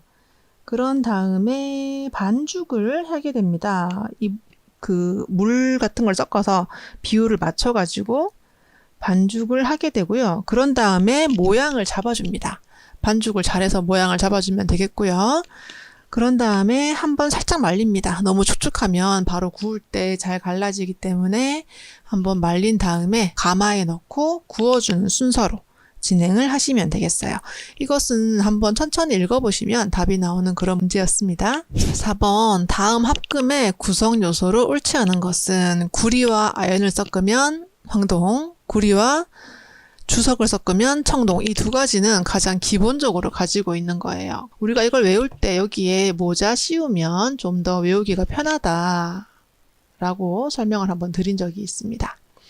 자, 그리고 이번 최근에 문제 중에서 아연, 주석 이렇게 나오면 다 우리가 풀 수 있는데 기호를 물어봤어요. 그래서 아연은 GN, 주석은 SN 두 가지도 같이 알아두시면 되겠습니다. 2번 틀렸죠? 다음 중 복층 유리 또는 페어글라스의 주 용도로 옳은 것은, 이 복층 유리의 기본은 뭐냐면은 이렇게 두 장 또는 세 장, 복층 유리 또는 삼복층 유리, 이것을 이렇게 하나로 붙여놓은 그런 거고, 보통 여러분들 집에 쓰는 유리도 대부분 복층 유리 들어갑니다.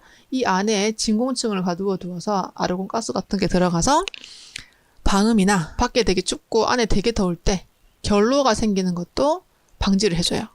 단열이 되기 때문에. 그래서 첫 번째 1번이 정답입니다. 콘크리트 슬럼프 시험에 관한 설명 중 옳지 않은 것은? 이라고 물어봤습니다.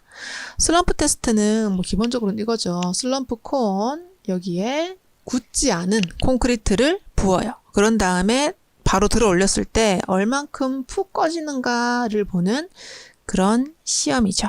일단 정답부터 보면 묽은 콘크리트일수록 슬럼프 값이라는 것은 원래 이 30cm에서 얼만큼 꺼졌나인데요.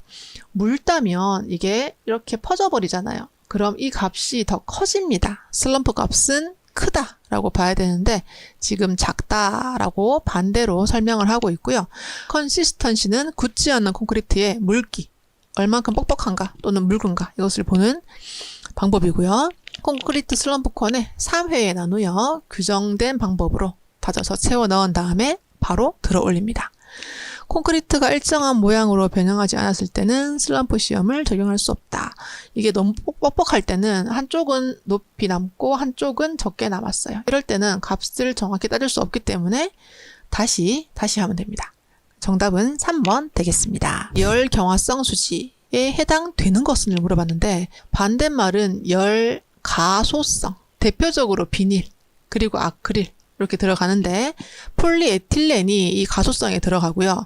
에스테르가 열 경화성에 들어갑니다. 이걸 어떻게 외우냐면 우리 폴리에스테르는 FRP라는 제품으로 만들어지는데 이게 물탱크에 주로 쓰여요. 이게 옥상에 올라가기 때문에 여름에 굉장히 뜨겁습니다. 그래서 열 경화성을 안 쓰고 비닐 같은 걸로 해버리면 녹아내릴 수 있는 문제가 발생돼요. 그래서 폴리에스테르는 대표적인 열 경화성 수지이고 FRP판 이걸 원형으로 만드는 물탱크에 해당된다는 걸 지금 암기를 하시면 되겠습니다. 다음 중 지붕 재료에 요구되는 성질과 가장 거리가 먼 것은? 이건 거리가 먼 것은이지 아예 관계없는 건 또 아니더라고요. 그래서 일단 외관은 좋은 것이 좋고요. 밖에서 봤을 때 예쁘면 좋죠.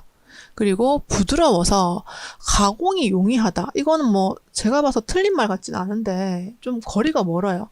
지붕 재료가 부드러우면 충격을 좀 흡수할 수도 있겠지만 어느 정도 부드러운지 모르기 때문에 이게 힘을 못 받을 수도 있겠다라고 좀 생각을 했으면 좋겠습니다. 그리고 확실히 아닌 거, 열 전도율은 작은 것이 좋아요. 굉장히 더운데 열 전도율이 높아버리면 집안이 굉장히 뜨겁게 됩니다. 재료가 가벼우면 뭐 이왕이면 좋고요. 방수, 방습 굉장히 중요한 부분이죠. 내화성, 내수성 모두 큰 것이 좋습니다. 그래서 확실히 아닌 것 2번이고요. 이거 보통 우리 지붕 재료, 아스팔트 싱글 같은 거 되게 부드러운데 그거 답 아닌가요? 라고 볼 수도 있겠지만 가장 관계가 멀기 때문에 2번으로 답을 보시면 되겠습니다. 목재 합판을 가장 잘 설명한 것은? 목재 합판의 그냥 기본적인 설명입니다. 1번이고요. 목재를 얇은 판으로 만들어 통 원목을 기계 대패로 벗겨내는 거예요. 그럼 결과적으로 봤을 때 이렇게 섬유 방향 목재가 벗겨지는데 이것을 서로 직교되도록 홀수로 적층해야 방향성이 없어진다고 합니다. 방향성이라는 것은 이쪽으로 힘을 가하면 쫙 갈라지는데 반대로 힘을 가하면 잘 안 갈라지는 그런 특성을 없애버리는 거죠. 홀수로 적층하면 그렇다고 합니다. 그래서 가장 잘 설명한 것이 1번 되겠습니다. 나머지는 다른 물건에 대한, 다른 그 목재에 대한 설명을 해놓은 그런 겁니다. 다음 설명에 알맞은 형태의 지각 심리는 입니다. 공동 운명의 법칙이고요. 유사한 배열이에요. 그래서 정답은 연속성인데 유사성이 아닌 이유는 뭐냐면 배열이라는 키워드에 있습니다. 유사성이라는 것은 예를 들어서 이렇게 동그라미들이 있고요. 세모들이 있으면 얘는 이쪽 무리, 얘는 이쪽 무리 이렇게 유사한 것끼리 인지를 하는 것이 유사성이고요. 유사한 배열들이 방향성을 가지고 나아가야 됩니다. 그래서 이렇게 나열이 돼 있어야 연속성으로 인정이 되는 그런 지각심리라고 보시면 되겠습니다. 직접 조명에 관한 설명으로 옳지 않은 것은을 물어봤어요. 보통 이렇게 실이 있고 중앙에 등이 하나 있어서 이렇게 사방으로 빛이 가는 것이 직접 조명이에요. 앞에 가려서 반사되는 것이 아니죠. 그래서 일단은 눈부십니다. 바로 광원이 나와 있기 때문에 눈이 부시고요. 그림자가 강하게 생길 수밖에 없어요. 그리고 조명률이 좋아요. 이건 어떤 개념이냐면 만약에 실이 있고요. 구조물을 세워서 여기에 조명이 들어가 있어요. 여기 조명이 들어가 있으면 반사가 돼서 이렇게 나옵니다. 그것이 간접 조명인데 이것은 좀 무드는 있지만 조명률, 그러니까 이 빛이 다 밝게 해주기는 좀 힘들어요. 그런데 이 직접 조명은 이 조명이 이 실을 전체적으로 밝게 해줄 때 좋습니다. 그리고 실내 조도 분표가 균일하진 않습니다. 밝은 곳은 되게 밝은데 이런 구석진 부분, 여기는 좀 어둡게 되는 것이 직접 조명의 특징이에요. 그래서 4번에 균일한 게 아니라 어두운 곳과 밝은 곳의 차이가 좀 있다라고 보시면 됩니다. 건축 법령상 공동주택에 속하지 않는 것은인데요. 이 단독주택 문제가 나올 때 보통 이 두 가지를 구분을 하라고 나옵니다. 다세대는 공동주택, 다가구는 단독주택, 이 두 가지를 구분을 하는데 일반적으로 단독주택이 아닌 것은에 다세대가 많이 나오고요. 공동주택이 아닌 것은에 다가구가 많이 나와요. 이 두 가지를 좀 구분해서 보시면 되겠습니다. 현장 치기 콘크리트 중에 수중, 물속에서 타설하는 콘크리트는 되게 두꺼워야 됩니다. 되게 두꺼운 게 얼마냐? 100mm 이상. 이게 지금 외우실 때 땅속에 있는 건지 밖에 있는 건지 비 맞는 건지 안 맞는 건지에 따라서 치수가 다른데 일단 물속에 치는 것은 100mm 이상으로 보시면 됩니다. 목도 또는 간 사이가 적을 때 간 사이는 기둥과 기둥 사이 스팬이라고도 하죠. 볼을 쓰지 않았대요. 그럼 볼을 썼다 하면 보마루, 볼을 안 썼다 하면 혼마루, 볼을 2개 썼다 하면 짠마루 이렇게 되는데 일단 볼을 쓰지 않았다 하면 바로 혼마루 하시면 됩니다. 물거미를 짜고 중간사를 25cm 이내 간격으로 배치하여 키워드는 양면의 합판을 교착하는 거예요. 그래서 입체적으로 좀 보면은 이렇게 어떤 각재들을 대고요. 합판을 안쪽에 하나, 바깥쪽에 하나 이렇게 붙여버리는 거예요. 그래서 울거미가 안쪽으로 들어가고요. 밖에서 봤을 때는 좀 편편한 그런 모양. 다 평면으로 보면 이렇게 울거미가 짜지고 합판 안쪽에 하나, 바깥쪽에 하나. 그래서 편편한 모양으로 이렇게 들어가는 것이 플러시 문입니다. 이것과 비교되는 게 뭐냐면 강목이 이렇게 들어가고요. 합판을 중간에 하나만 된 게 있어요. 그것은 양판문입니다. 다음 중 파티클보드의 특성에 대해 설명 중 옳지 않은 것은입니다. 파티클보드는 목재를 좀 빻아서 절삭해서 접착제를 말아서 판을 만드는 거예요. 그래서 큰 면적의 판 만들 수 있어요. 표면 매끈하게 할 수 있습니다. 그리고 단단합니다. 방충, 방부성 작은 편이 아니라 목재에 빻은 것을 본드에 섞어서 굳힐 때요. 방충, 방부제를 섞으면 돼요. 그러면 자연에서 나온 나무보다 훨씬 더 성능이 높을 수 있어요. 그래서 3번이 옳지 않습니다.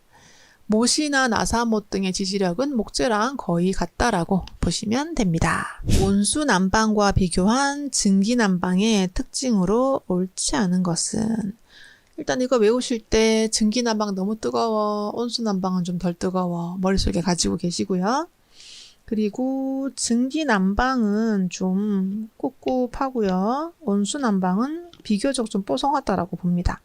그래서 온수난방과 비교한 증기난방의 특징에서 쾌감도가 높은 게 아니라 증기난방은 쾌감도가 좀 낮아요. 3번은 반대로 이야기를 했습니다. 건축 형태의 구성 원리 중 일반적으로 시각상의 힘이 어느 한쪽으로 기울지 않고 안정감을 이루며 평형 상태가 되고 동등한 분배. 그래서 이렇게 만약에 어떤 물체 2개를 구성을 했을 때 2개가 똑같이 보이는 무게감이 더 쏠리지 않는 것. 그것이 균형이죠. 리듬은 뭔가 점점 작아지거나 커지거나 강조도 큰 거 사이에 작은 게 있거나 작은 거 사이에 큰 게 있거나 그리고 뭐 조화를 이루고 이런 게 있는데 여기서 키워드는 평형 상태를 이루고 안정감을 보여주며 동등한 분배. 계단 난간의 손스침, 난간벽 위에 덮어준 돌. 바로 답 나왔습니다. 두겁대 또는 두겁돌에 대한 설명이었어요. 난간 위에 이렇게 예를 들어서 뭐 계단일 수도 있고요. 계단 위에 이렇게 돌을 연결해서 붙일 수도 있고요.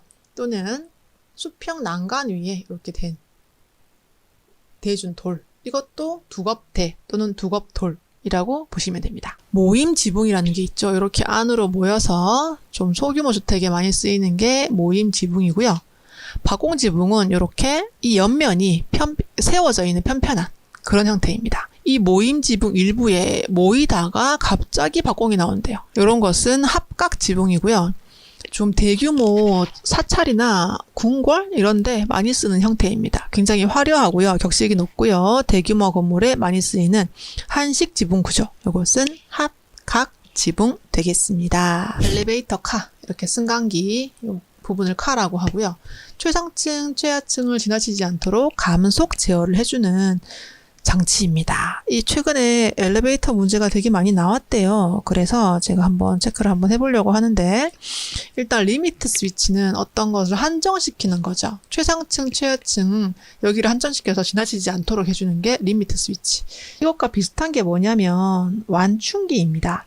이 카가 최하층을 통과를 해버린 거예요. 그래서 밑에 아래쪽에 있는 피트 도착했을 때 충격을 완충해 주는 건데, 그 스프링 완충기라고 이렇게 스프링이 있으면 떨어졌을 때 충격을 좀 완화하는 그런 게 이 완충기의 종류라고 좀 보시면 되겠습니다. 조속기는 속도를 얼마인지 검출하는 장치, 속도를 확인하는 장치라고 보시면 되겠고, 비상정지 장치는 속도 이상으로 떨어지는 경우, 그럴 때 정지시키는 역할. 이게 다 세 가지가 좀 비슷하기 때문에 키워드를 잡는 게 굉장히 중요하고요. 완충기는 스프링 떠올리시고, 비상정지는 속도가 얼마 이상일 때 잡아주는 것이라고 좀 확인하시고, 최상층, 최하층 지나치지 않도록 다시 한번 체크하시기 바랍니다. 리미트 스위치입니다. 다음 그림에서 A 방향의 뚜상면이 정면도일 때, 이쪽이 정면도예요. 정면도일 때 C 방향은 어떤 도면인가인데요. 이건 제3각법에 대한 문제인데 그냥 내가 여기 서 있다고 생각을 해야 됩니다. 사람이 여기 서 있고요. 여기서 정면을 쳐다봤을 때 그냥 내가 바라보는 방향에서 왼쪽이면 저측면도, 오른쪽이면 우측면도, 이렇게 그냥 정하시면 됩니다. 이 각법은 반대예요. 그래서 혹시나 바꿔서 나오진 않겠지만 이렇게 기본 문제가 나왔을 때는 그냥 내가 서 있는 위치에서 왼쪽인지 오른쪽인지 또는 뒷면인지 위인지 이렇게 확인하셔서 답을 정하시면 됩니다. 좌측면도입니다. 부엌의 일부분에 식사실을 두는 형태입니다. 부엌이 키친, 식사실이 다이닝, 그래서 DK 이렇게 하시면 되고, 거실의 일부에 뭐 식탁을 주방을 둔다 이러면 리빙 키친, 이렇게 좀 구분을 하셔서 찾으시면 되는 문제였습니다. 주택단지 구성에서 근린 분구인데요. 다시 한번 정리하면 10에서 20 또는 20에서 40으로 나왔네요. 40에서 50으로 나오기도 하더라고요. 이렇게 좀 작은 단위는 인보구, 사람이 걸어 다닐 수 있는 인보구고요. 이게 좀 더 모이면 근린 분구가 됩니다. 근린 분구는 400에서 500 되고요. 근린 주구는 더 모여서 1600에서 2000호. 그래서 지금 근린 분구는 400에서 500호. 이렇게 보시면 됩니다. 자, 일반적인 부엌의 작업 순서에 따른 작업대 배치 순서로 가장 알맞은 것은을 물어봤어요. 저도 이거 한 번씩 설명할 때 배춧국 끓여요 라고 설명합니다. 배춧국을 끓이는데요. 배추를 준비하고 그 다음에 씻어요. 자, 그런 다음 옆에서 배추를 썰어요. 그게 조리대 되겠습니다. 그런 다음 배추를 끓입니다. 그런 다음 이렇게 나가는 배선대. 요거 머릿속으로 그림 한번 그리시면서 작업대 순서 맞춰주시면 되겠습니다. 건축 공간에 대한 설명으로 옳지 않은 것은을 물어봤어요. 인간은 건축 공간을 조형적으로 인식한다. 어떤 모양, 형태로 인식을 하는 게 당연한 거고요. 내부 공간은 일반적으로 벽과 지붕으로 둘러싸인 건물 안쪽 공간의 내부입니다. 외부 공간은 자연 발생한 것 맞죠? 인간에 의해 의도적으로 만들어지지 않는다라고 했는데, 자연 발생한 것 맞지만 이 외부의 토목공사라던가 조경공사를 통해서 외부 공간을 인간이 의도적으로 충분히 만들고 있습니다. 그래서 요거는 틀린 답으로 되게 많이 나오는 문제입니다. 공간을 편리하게 이용하기 위해서는 실의 크기와 모양 등이 적당해야 되겠죠. 다음에 제시하는 목재의 함수율은 얼마인가? 함수율은 물을 어느 만큼 함유하고 있는가입니다. 자, 그래서 이제 문제를 보시면은요, 목재 전체 중량이 75kg이었고요. 바짝 말랐을 때는 40kg입니다. 그럼 이제 전체에서 절건 상태, 또는 전건 상태의 중량을 빼면 그만큼 35라는 값이 물의 무게다라는 걸 알 수 있죠. 그리고 함수율은 물의 무게에 대하여 절건 상태 또는 전건 상태의 무게를 나누어 주면 그만큼이 몇 %를 차지하고 있는 것을 알 수 있는 겁니다. 나누기를 해서요. 100분율이기 때문에 곱하기 100을 해주면 87.5라는 값이 나옵니다. 43번 넓은 기계 대패로 나이테를 따라 두루마리를 펴듯이 연속적으로 벗기는 방법으로 얼마든지 넓은 베니어를 얻을 수 있습니다. 원목에서 기계 대패를 이용해서 얇게 벗겨주는 거죠. 그럼 이렇게 섬유 방향으로 펼쳐진 형태가 나옵니다. 이것을 벗겨서 직교되게 접착제를 붙여서 반복적으로 붙여나가는 방식. 그것이 로터리 베니어입니다. 점토 제품에서 SK 번호는 무엇을 나타내는가?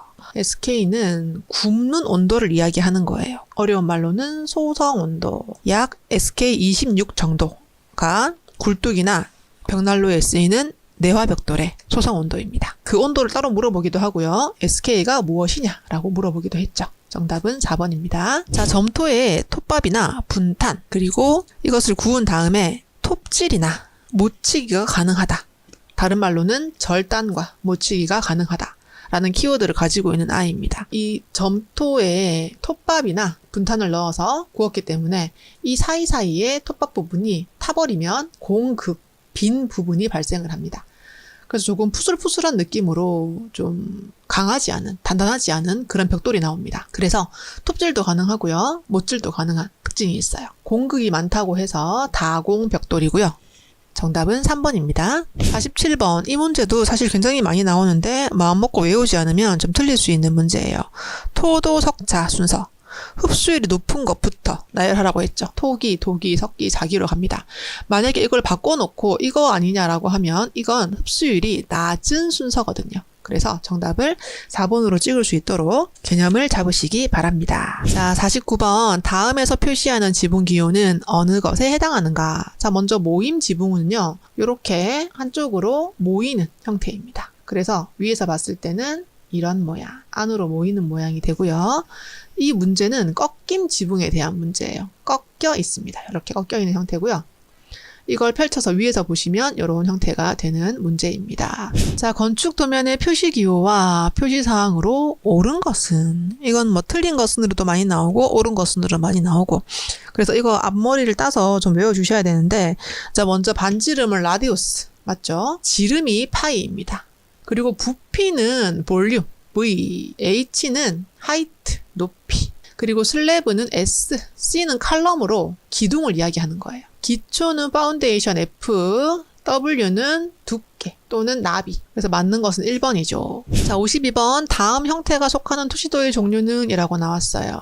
이렇게 따라가면 소점이 하나 발생, 이렇게 따라가면 2개 발생, 이렇게 해서 2소점 투시도. 3소점과 2소점을 좀 구분해서 좀 보시면 되겠습니다. 아파트의 평면 형식에 속하지 않는 것은을 물어봤어요.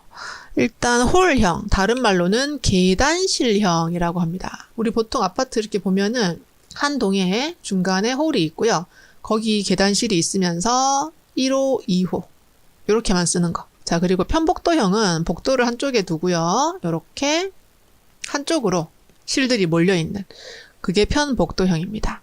그리고 집중형은 뭐 이렇게 볼게요. 요즘 뭐 주상복합처럼 중간에 홀이 있고요. 이렇게 돌아가면서 실들이 들어가는 그런 형으로 보시면 되겠는데, 메조넷 또는 마이조넷형, 이건 복층형의 다른 의미입니다. 이건 평면 형식에 의한 분류가 아니라 위아래로 이렇게 2개의 층을 한 집이 쓰고 있는 뭐 그런 형식이에요. 그래서 이건 단면에 의한 분류, 그렇게 보시면 되겠네요. 자, 57번. 건축 제도의 치수 및 치수선에 대한 설명으로 옳지 않은 것은, 자, 치수는 이거고요. 뭐 2000 예를 들어서 이게 치수고, 요 밑에 있는 요 선이 치수선, 양쪽에 들어가는 이 선이 치수 보조선입니다. 여기에 대한 설명 중 옳지 않은 것은을 이야기하고 있어요. 자, 먼저 협소한 간격이 연속될 때는 예를 들어서 이렇게 이 안에 500이라는 수치가 들어가야 되는데 너무 좁아요. 예를 들어서 그럴 때는 여기에 바로 넣지 말고 인출선을 당겨서 500 이렇게 할 수 있다 라는 이야기입니다. 그리고 치수 양 끝에 표시는 화살 또는 점으로 표시를 합니다. 같은 도면에서 혼용은 안 됩니다. 화살표만 하든지 점만 하든지 선택을 해서 하시면 되고, 혼용할 수 있다. 요건 옳지 않은 답으로 굉장히 많이 나오고 있는 답입니다. 자, 치수 기입은 이 치수선에 평행하게 써야 돼요. 다른 말로는 이렇게 하지 말라는 거죠. 이건 안 된다는 거죠. 자, 그리고 도면의 왼쪽에서 오른쪽으로, 아래에서 위로, 이것도 키워드로 알아두시기 바랍니다. 치수는 특별히 명시하지 않은 한 마무리 치수로 표현을 해야 됩니다. 다음 중 색채가 가지는 느낌을 잘못 설명한 것은 무엇인가요? 자, 1번부터 보시면 면적이 큰 색은 비교적 밝게 보입니다. 그리고 좀 선명해 보여요. 똑같은 선명한 녹색이 있는데 이렇게 작은 건 살짝 어두워 보일 수 있고요. 큰 거는 좀 더 밝아 보일 수 있다는 그런 말입니다. 자, 그리고 채도가 높으면 앞으로 나와 보입니다. 선명한 녹색은 앞으로 튀어나와 보이지만 좀 칙칙한 녹색은 뒤로 후퇴해 보이는 경향이 있습니다. 자, 그리고 보는 사람에 따라서는 일반적으로 좋아하는 색, 유쾌한 색은 가볍게 느껴집니다. 눈에 익숙한 색은 비교적 가볍게 느껴지는 게 일반적입니다. 명도가 높은 것, 다른 말로는 밝은 색상은 가까이 있는 것처럼, 다른 말로는 진출해 보입니다. 명도가 낮은 거, 어두운 거는 조금 뒤로 가 보이는 거죠. 그런데 지금 여기 반대로 이야기를 하고 있어요. 4번이 틀렸습니다. 자, 59번 건축 제도에서 불규칙한 곡선을 그릴 때 사용되는 것. 이게 운형자와 구분을 할 수 있는데, 자유곡선자는 금속 고무, 좀 단단한 고무를 이렇게 구부려서 여기를 따라서 선을 그릴 수 있는 거예요. 운형자는요, 구름 모양처럼 이렇게 약간 동글동글동글하게 생긴 요 자가 있습니다. 이것과 좀 구분해서 보시면 되겠습니다. 주로 내력벽 또는 조적벽을 지지하는 형태로, 일렬의 기둥이라는 것은 기둥이 이렇게 있다면 하나의 줄 형태로 이렇게 늘어져 있는 것이고, 벽체도 마찬가지고, 이것을 이렇게 줄 모양처럼 이어져서 받치는 기둥을 줄기초라고 합니다. 난간을 구성하는 요소를 물어보고 있습니다. 난간은 계단에 이렇게 옆에 잡고 올라가는 부분을 이야기하는 거죠. 먼저 엄지기둥은 끝에 있는 짧고 굵은 기둥이고요. 그리고 첼판은 이렇게 계단에 들어가는 구성 요소입니다. 그래서 일단 2번이 틀렸고요.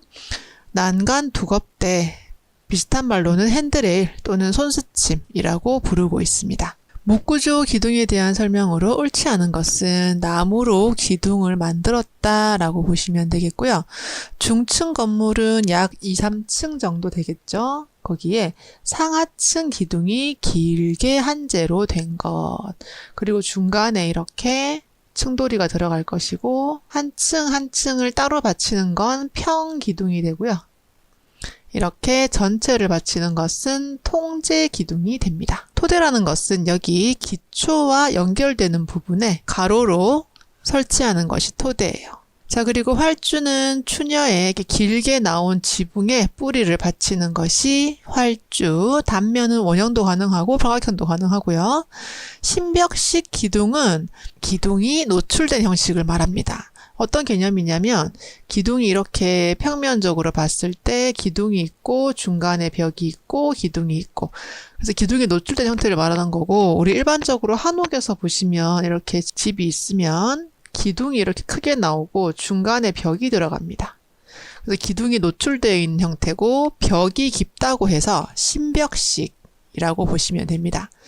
그리고 4번은 기둥의 형태가 밑동부터 위로 올라가면서 점차 가늘어지는 것을 흘림 기둥이라고 합니다. 중간이 좀 동그랗게 튀어나온 것은 배흘림 기둥이라고 보시면 됩니다. 1번이 틀렸습니다. 에스컬레이터의 안전장치에 해당되지 않는 것은? 이라고 물어봤어요. 자, 먼저 스프링 완충기라는 것은 엘리베이터가 이렇게 만약에 떨어졌을 때, 혹시나 추락했을 때 아래쪽에 이렇게 스프링이 있으면 완충 역할을 할 수 있어요. 그래서 이게 대표적인 엘리베이터 안전장치입니다. 그래서 일단 정답이 1번은 틀렸습니다. 그리고 인레트 스위치, 스커트 가드, 스텝 안전 스위치, 뭐 뜻을 다 알면 좋겠지만, 일단은 요 세 가지를 엘리베이터 안전장치로 좀 암기를 해주시고요. 일단 스커트 가드라는 것은 이렇게 치마처럼 옆에 측면에 보면 그 계단판 측면에 스커트 가드라는 게 있고 거기에 이물질이 꼈을 때 잡아주는 것이 스커트 가드. 그리고 인레트라는 것은 핸드레일이라고 하는 그 손잡이와 스커트 사이에 끼임을 방지하는 어떤 안전장치라고 보시면 되겠고요. 스텝 체인 안전 스위치는 말 그대로 스텝 체인이 혹시 늘어났거나 절단되었을 때 브레이크를 작동시켜서 사고를 방지하는 것. 자, 증기난방의 장점에 대한 설명으로 옳지 않은 것은 입니다. 자, 지금 제가 문제를 읽어보니까요. 이게 증기난방이 아니라 온수난방의 장점을 물어보는 거더라고요. 제가 이건 정오표에서 한번 정리를 해두도록 하겠습니다. 자, 온수난방의 장점에 대한 설명으로 옳지 않은 것은 일단 온수 온도와 온수의 물량을 쉽게 조절할 수 있어요. 혹시 너무 뜨거우면 찬물 섞으면 되고요. 너무 차가우면 뜨거운 물 섞으면 됩니다. 증기난방에 비해서 온도를 쉽게 조절할 수 있어요. 두 번째, 현열을 이용한 난방이므로 증기난방보다는 쾌적합니다. 증기난방은 잠열이라는 것은 정리하자면 물이 굉장히 뜨거워져서 수증기로 변하면서 이 수증기에 열로 난방을 하는 것이 잠열입니다. 열이 이렇게 잠재되어 있다가 형태가 변했다라고 보시면 되겠고, 현열은 현재 가지고 있는 성질 그대로 열을 내는 거예요. 현재 성질은 이 물이 뜨거워지면서 열을 내는 건데요. 온수난방의 개념이었고요. 증기난방은 너무 뜨겁고 꿉꿉해서 좀 쾌적하지 않은데, 온수난방은 우리 집에 보일러 돌리는 거잖아요. 그래서 좀 뽀송하고 쾌적한 장점이 있습니다. 그리고 예열 시간이 증기난방에 비해 짧지 않아요. 왜냐하면 증기난방은 온수난방보다 훨씬 뜨겁습니다. 뜨거워서 펄펄 끓어서 물이 수증기가 된 거예요.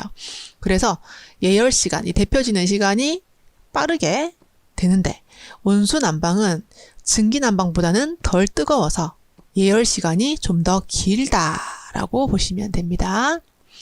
그리고 방열기는 라디에이터 얘기하는 거고요. 표면 온도가 증기난방보다는 낮아 화상염료가 증기난방보다는 작다라고 보시면 됩니다. 목구조의 토대에 대한 설명으로 틀린 것은을 이야기하고 있어요. 통제기둥 예를 들어서 이렇게 있고 중간에 층돌이 있고요. 평기둥이 이렇게 있어요.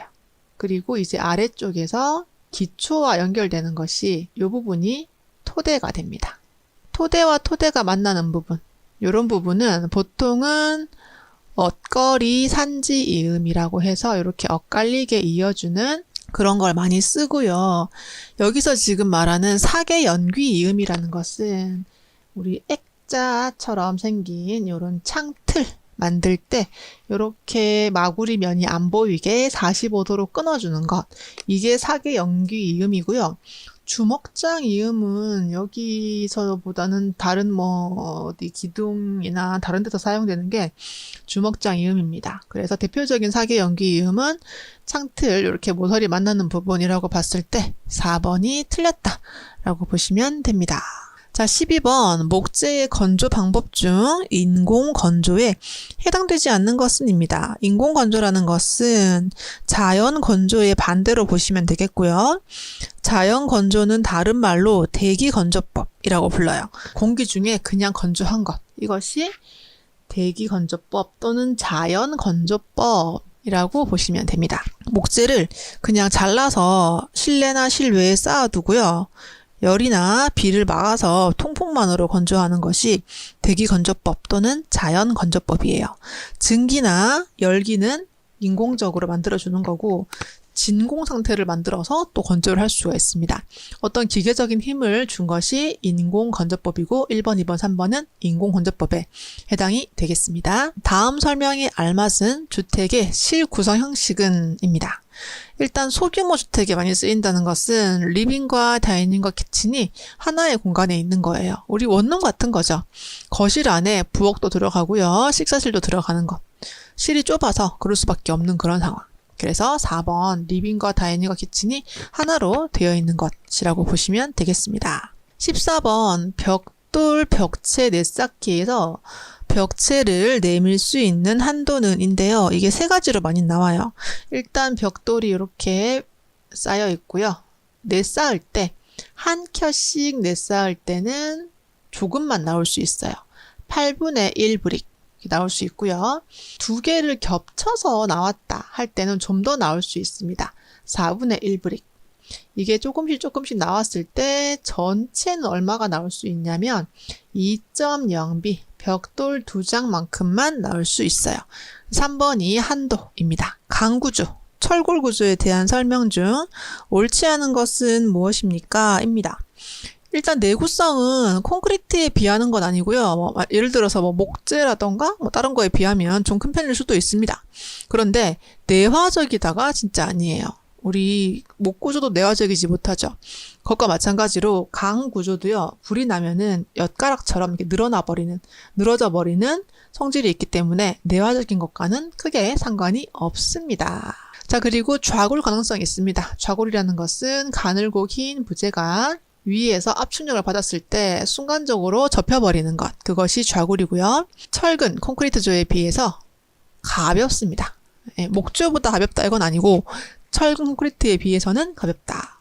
그리고 고층 건물이나 장스팬, 기둥과 기둥 사이가 먼 그것이 장스팬인데 우리 강 구조는 아무래도 인장력이 강하기 때문에 그런 아이들을 만들기가 좀 적당하다라고 보시면 됩니다. 자, 그리고 타일인데요. 타일 중에서도 이렇게 길이가 폭의 3배 정도 되는 마루처럼 생긴 타일은 뭐냐면 우리 스노우보드처럼 생겼다고 해서 보더 타일이라고 보시면 되겠습니다. 19번입니다. 다음 중 열 가소성 수지가 아닌 것은인데요. 우리 비닐 열 받으면 녹아버리잖아요. 그리고 아크릴 수지는 터널 화재 났잖아요. 터널이라기보다는 그 방음벽 그 소재가 아크릴이었습니다. 불이 굉장히 심하게 났었고 다 녹았고 큰 사고였죠. 요소라는 것은요. 전기 스위치나 접착제 같은 거 만드는 소재예요. 전기 스위치 열 받았을 때 녹아버리면 안 되기 때문에 열을 받으면 단단해지는 열 가소성 수지가 아닌 열 경화성 수지에 속하는 것이 요소 수지입니다. 점토 벽돌 중에서 높은 온도로 구워내서요. 흡수율이 적고 압축 강도는 매우 큰데요. 형태는 좀 찌그러져 있을 수 있어요. 과하게 소성했다 라고 외워주시면 됩니다. 자, 24번입니다. 실시 설계도와 계획 설계도를 구분하는 거예요. 실시 설계도는 바로 일할 수 있게, 그러니까 시공을 할 수 있게 만들어주는 거라서 평면도, 단면도, 구조도 또는 평면 상세, 단면 상태, 구조, 평면도 또는 구조 상세 이렇게 상세하게 들어가는 것이고요. 동선도는 여기 이만큼 거실, 이만큼 방 조닝 해놓은 거에서 이렇게 지나갑니다 라고 하는 게 동선도 되겠는데 대략적으로 잡아보는 계획 설계도에 속합니다. 26번 다음 중 흙막이 벽 공사 시 토질에 생기는 현상인데요. 보일링은 밑에 흙이 좀 부글부글 끓는 것처럼 되는 것이고 파이핑은 흙막이 벽에서 물이 뽕 나오는 것, 그리고 히빙은 흙이 이렇게 무너지는 것이라고 봤을 때 언더피닝은 기존의 기초를 보강하는 보강공법이 언더피닝이에요. 토질에 생기는 현상이 아니라 보강하는 공법. 27번 메조네트형 또는 마이조넷형 복층 구조라고 보시면 됩니다. 거기서 옳지 않은 것은인데요. 이게 비슷하게 다 답이 이상하다라고 할 수도 있는데 확실히 아닌 걸 좀 찍어보면 상하층 평면을 반드시 똑같이 할 필요는 없어요. 좀 자유롭게 할 수는 있는데 자유롭게 할 수 있는 거 맞는데 상하층 평면을 똑같이 할 필요 없고요. 그리고 복층이다 보니까 조금 더 다양하게 나올 수 있어요. 평면이. 그래서 2번이 좀 확실히 아니다라고 보시면 됩니다. 28번 주택단지 계획에서 근린 주구에 해당되는 호수로 알맞은 것은 가장 알맞은 것은 찾으시면 되겠는데요. 자, 먼저 10호에서 20호 또는 40에서 50호로 나오던데 이건 인보구예요. 사람이 걸어다니면서 생활할 수 있는 인보구고요. 400에서 500호는 근린 분구에 속하고요. 1600에서 2000호는 근린 주구에 속합니다. 그래서 일단 3번이 근린 주구에 주택호수였고요. 근린 분구도 문제에 되게 많이 나오더라고요. 트러스에서 상현재와 하현재 내의 연결 역할을 하는 부재는 외부입니다. 우리 H빔에서도요. 상하 플랜지가 있고요. 중간에 연결하는 것이 외부. 저번에 문제 보니까 다른 말로 복제라는 말이 나왔어요. 영어로는 외부고요. 위에 있는 게 상현재, 아래쪽에 있는 게 하현재, 합쳐서 현재, 중간에 있는 것이 복제. 이렇게 나옵니다. 지금 현재는 영어로 나왔기 때문에 외부를 찾으시면 되겠습니다. 도장의 목적과 관련해서 도장 재료에 요구되는 성능과 가장 거리가 먼 것은입니다.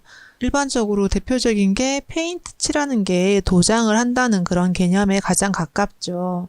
페인트 칠을 하게 되면은 구조물의 표면도 보호하게 되고요. 부식을 방지합니다. 그리고 녹이 쓰는 것도 방지할 수 있어요. 그리고 코팅이 되면은 습기도 어느 정도는 방지할 수 있어요. 그런데 방음을 막 할 수는 없어요.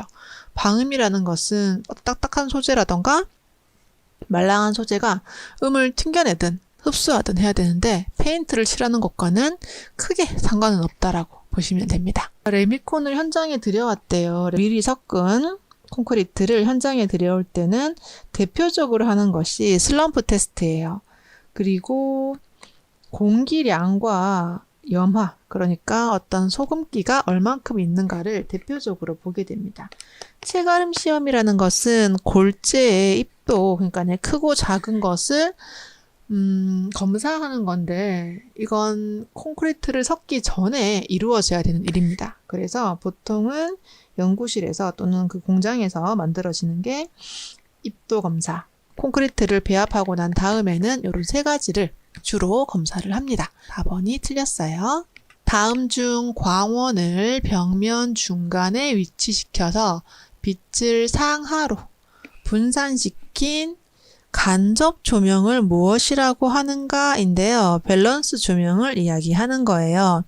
코브 조명과 코니스는 이렇게 어떤 벽면이나 천장에서 조명을 이렇게 하는 건지 아니면 반대로 내려오는 건지 이렇게 한쪽을 이렇게 보는 거에 코니스나 코브 조명이고요. 벽면에서 양쪽으로 가는 것은 밸런스, 양쪽의 밸런스를 맞춘다라고 좀 외워주시면 되겠습니다.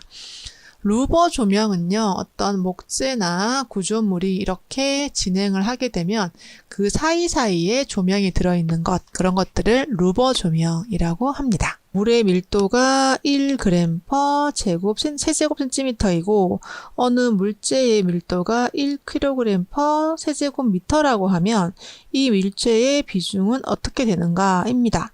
자, 먼저 1kg이라는 것은 g을 기준으로 봤을 때는 10의 3승, 그러니까 1000g이 되고요.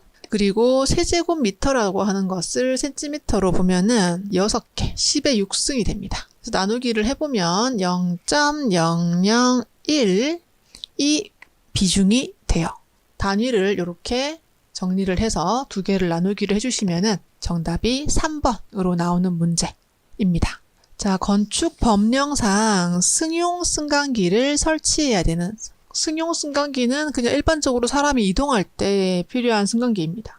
비상 승강기와는 개념이 좀 달라요. 보통은 6층 이상으로 연면적 2000제곱미터 이상인 건축물에는 승용 승강기를 설치해야 됩니다.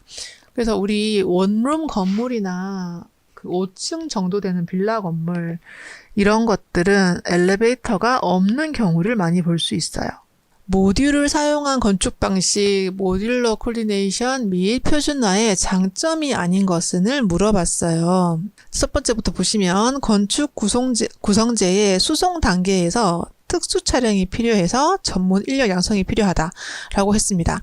우리 모듈화되었다는 것은 어떤 사이즈, 기둥이나 벽이나 또는 뭐 창문 같은 요 가로, 세로의 크기를 미리 정해놓고 짜맞추기 하듯이 만드는 거예요. 그래서 하나를 통째로 뭐 특수 제작해서 만들 때는 특수 차량이 필요하지만 우리 MC 방식, 모듈 방식에서는 이렇게 특수 차량은 필요하지 않는 경우가 더 많다고 봅니다. 그래서 일단 1번이 틀렸고요. 국제 MC를 사용하면 국제 교육도 용이해지고 수출 수입이 좀 용이해진다라고 봅니다. 같은 사이즈이기 때문에요. 그리고 한꺼번에 많이 만들어서 공사 비용 절감할 수 있고요. 설계 작업과 현장 작업도 단순화되는 장점이 있습니다. 그리고 이 모듈을 사용하면 획일화되기 때문에 개성이 사라질 수 있다라는 또 단점이 있어요. 여기서는 지금 정답이 1번이고요. 방금 제가 말했던 개성이 없어진다. 이것도 문제에 나오기도 합니다. 색광에 의한 시감도가 말이 좀 어렵죠. 색이나 빛을 볼 때 눈의 감각을 말하는 거고요. 명암 수능 상태. 말이 정말 어렵네요.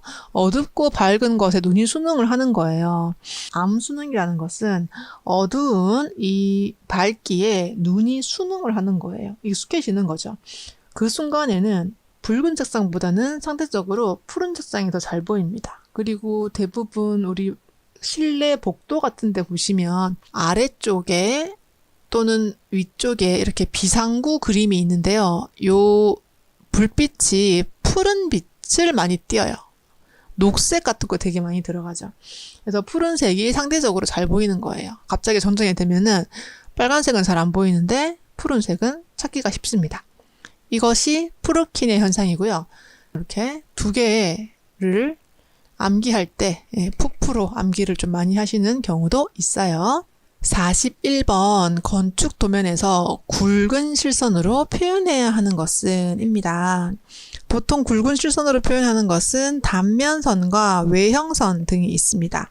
단면선이라는 것은 뭐 예를 한번 들어보자면 이렇게 벽체가 진행을 하고 있고요. 거기서 중간을 툭 끊어낸 거예요. 그러면 벽이 옆에서 봤을 때 이렇게 보이게 되는데 이렇게 바깥쪽 끝선, 안쪽 끝선, 이 선을 단면선이라고 이야기하고요. 인면도에서는 외부의 형태를 그려주는 게 이 부분이 외형선이 되겠습니다. 그래서 외형선이나 단면선은 굵은 실선으로 표현을 하시면 되겠습니다. 자, 42번입니다. 치수 기입 방법 중 틀린 것은 이것도 그림 그대로 되게 많이 나왔어요. 이 치수가 A, B, D, E는 기울었잖아요. 사선이죠. 이럴 때는 위에 치수가 올라가는 게 맞고요. 이렇게 가로나 세로 일자일 때는 왼쪽 그리고 위 이렇게 들어갑니다. 근데 C는 지금 오른쪽에 들어갔잖아요. 그래서 3번이 틀렸습니다. 46번 다음 도면에서 A가 가리키는 선의 종류로 옳은 것은 이거는 원래 이렇게 입체로 봤을 때 이렇게 생긴 부재인데요. 여기를 자른 거예요. 잘라서 이 안에 재료가 뭐가 들어갔나 표현하는 거고 해칭선에 대한 어떤 그림이었습니다. 47번입니다. 건축 도면의 표시 기호와 표시사항 연결이 옳은 것은을 물어봤어요. 일단 A는 에어리어고요. 면적을 이야기하는 거고요. W는 폭 또는 나비, 옳죠. R은 반지름, H는 높이가 되겠습니다. 51번 주택 단위 중 규모가 가장 작은 것은 사람이 걸어 다닐 수 있는 10에서 20호 또는 40에서 50으로 나오기도 하더라고요. 이게 걸어 다닐 수 있는 사람의 보행 가능해요. 인보구 가장 작고요. 이렇게 더 많이 모이면 근린분구 400에서 500 호수가 되고요. 더 모이면 근린주구 1600에서 2000호가 됩니다. 그래서 인보구는 걸어다닐 수 있는 가장 규모가 작은 것. 건축물의 묘사에 있어서 묘사 도구로 사용하는 연필에 대한 설명으로 옳은 것은 연필 문제가 굉장히 많이 나옵니다. 연필은 다양한 질감 표현 가능하고요. 더러워지는 단점이 있고요. 명암 표현 가능하고요. 여러 가지가 있는데 여기서 지금 다양한 질감 표현 불가능하다라고 했네요. 이건 옳지 않습니다. 번지거나 더러워질 수 있는 키워드를 가지고 있죠. 다음 제도 연구는 어떤 명칭을 가지고 있을까요? 자유곡선자랑은 좀 헷갈릴 수 있는데 이렇게 고무 소재로 된 걸 구부려서 곡선을 만드는 게 자유곡선자고요. 이렇게 구름 모양처럼 생긴 것이 운형자입니다. 두 개만 구분을 좀 하시면 되겠어요. 템플릿은 이렇게 노란색으로 빵빵빵빵빵빵이자 이게 템플릿이고 디바이더는 콤파스처럼 이렇게 거리를 재는 게 디바이더입니다. 56번 증기, 가스, 전기, 석탄 등을 여론으로 하는 물의 가열 장치를 설치하여 온수를 만들어 공급하는 설비, 다른 말로 급탕 설비고요. 우리 예전 보일러에는 급탕이라는 버튼이 있었어요. 어떤 제품에는 있었는데 요즘은 그냥 온수라고 나오죠. 균형의 원리에 대한 설명 중 옳지 않은 것은 이것도 사실 그대로 많이 나옵니다. 크기가 큰 것이 작은 것보다는 당연히 무게감이 좀 크죠. 기하학적 형태가 불규칙한 형태보다 시각적 중량감이 크다라고 나왔는데 이건 반대예요. 불규칙한 건 말 그대로 어떤 캔버스에 막 널어 놓은 거예요. 그래서 좀 불규칙하기 때문에 조금 무거워 보일 수 있고요. 기하학적인 건 여러 가지 의미가 있겠지만 도형이나 공간의 성질에 대해서 이렇게 배열을 해놓은 거예요. 그래서 어떤 관련이 있는 아이들입니다. 예를 들어서 정사각형, 직사각형 이런 식으로 어떤 도형 사이의 관계를 눈으로 봤을 때 정의할 수 있는 이런 것들을 기하학적인 거라고 하고 뭔가 정리가 돼 보이는 겁니다. 그래서 대표적으로 보면은요, 어떤 피타고라스 정의 같은 거 있죠. 훨씬 더 깔끔하고 가벼워 보이는 특징이 있습니다. 그래서 중량감이 기하학적인 형태보다는 불규칙한 형태가 더 커요. 근데 지금 반대로 말을 해놨고 이것 그대로 문제가 되게 많이 나오기 때문에 반드시 한번 풀어보시면 같은 문제로 아마 나올 거예요. 58번입니다. 다음에 자동 화재 탐지 설비의 감지기 중 연기 감지기에 해당되는 것은 무엇일까요? 빛이 이렇게 연기가 꽉 차버리면 멀리 나가지를 못해요. 광전식, 그것이 연기를 감지하는 거예요. 60번 단면 재료 표시사항으로 옳지 않은 것은인데요. 집안선, 이건 잡석에 대한 그림이었고요. 집안선은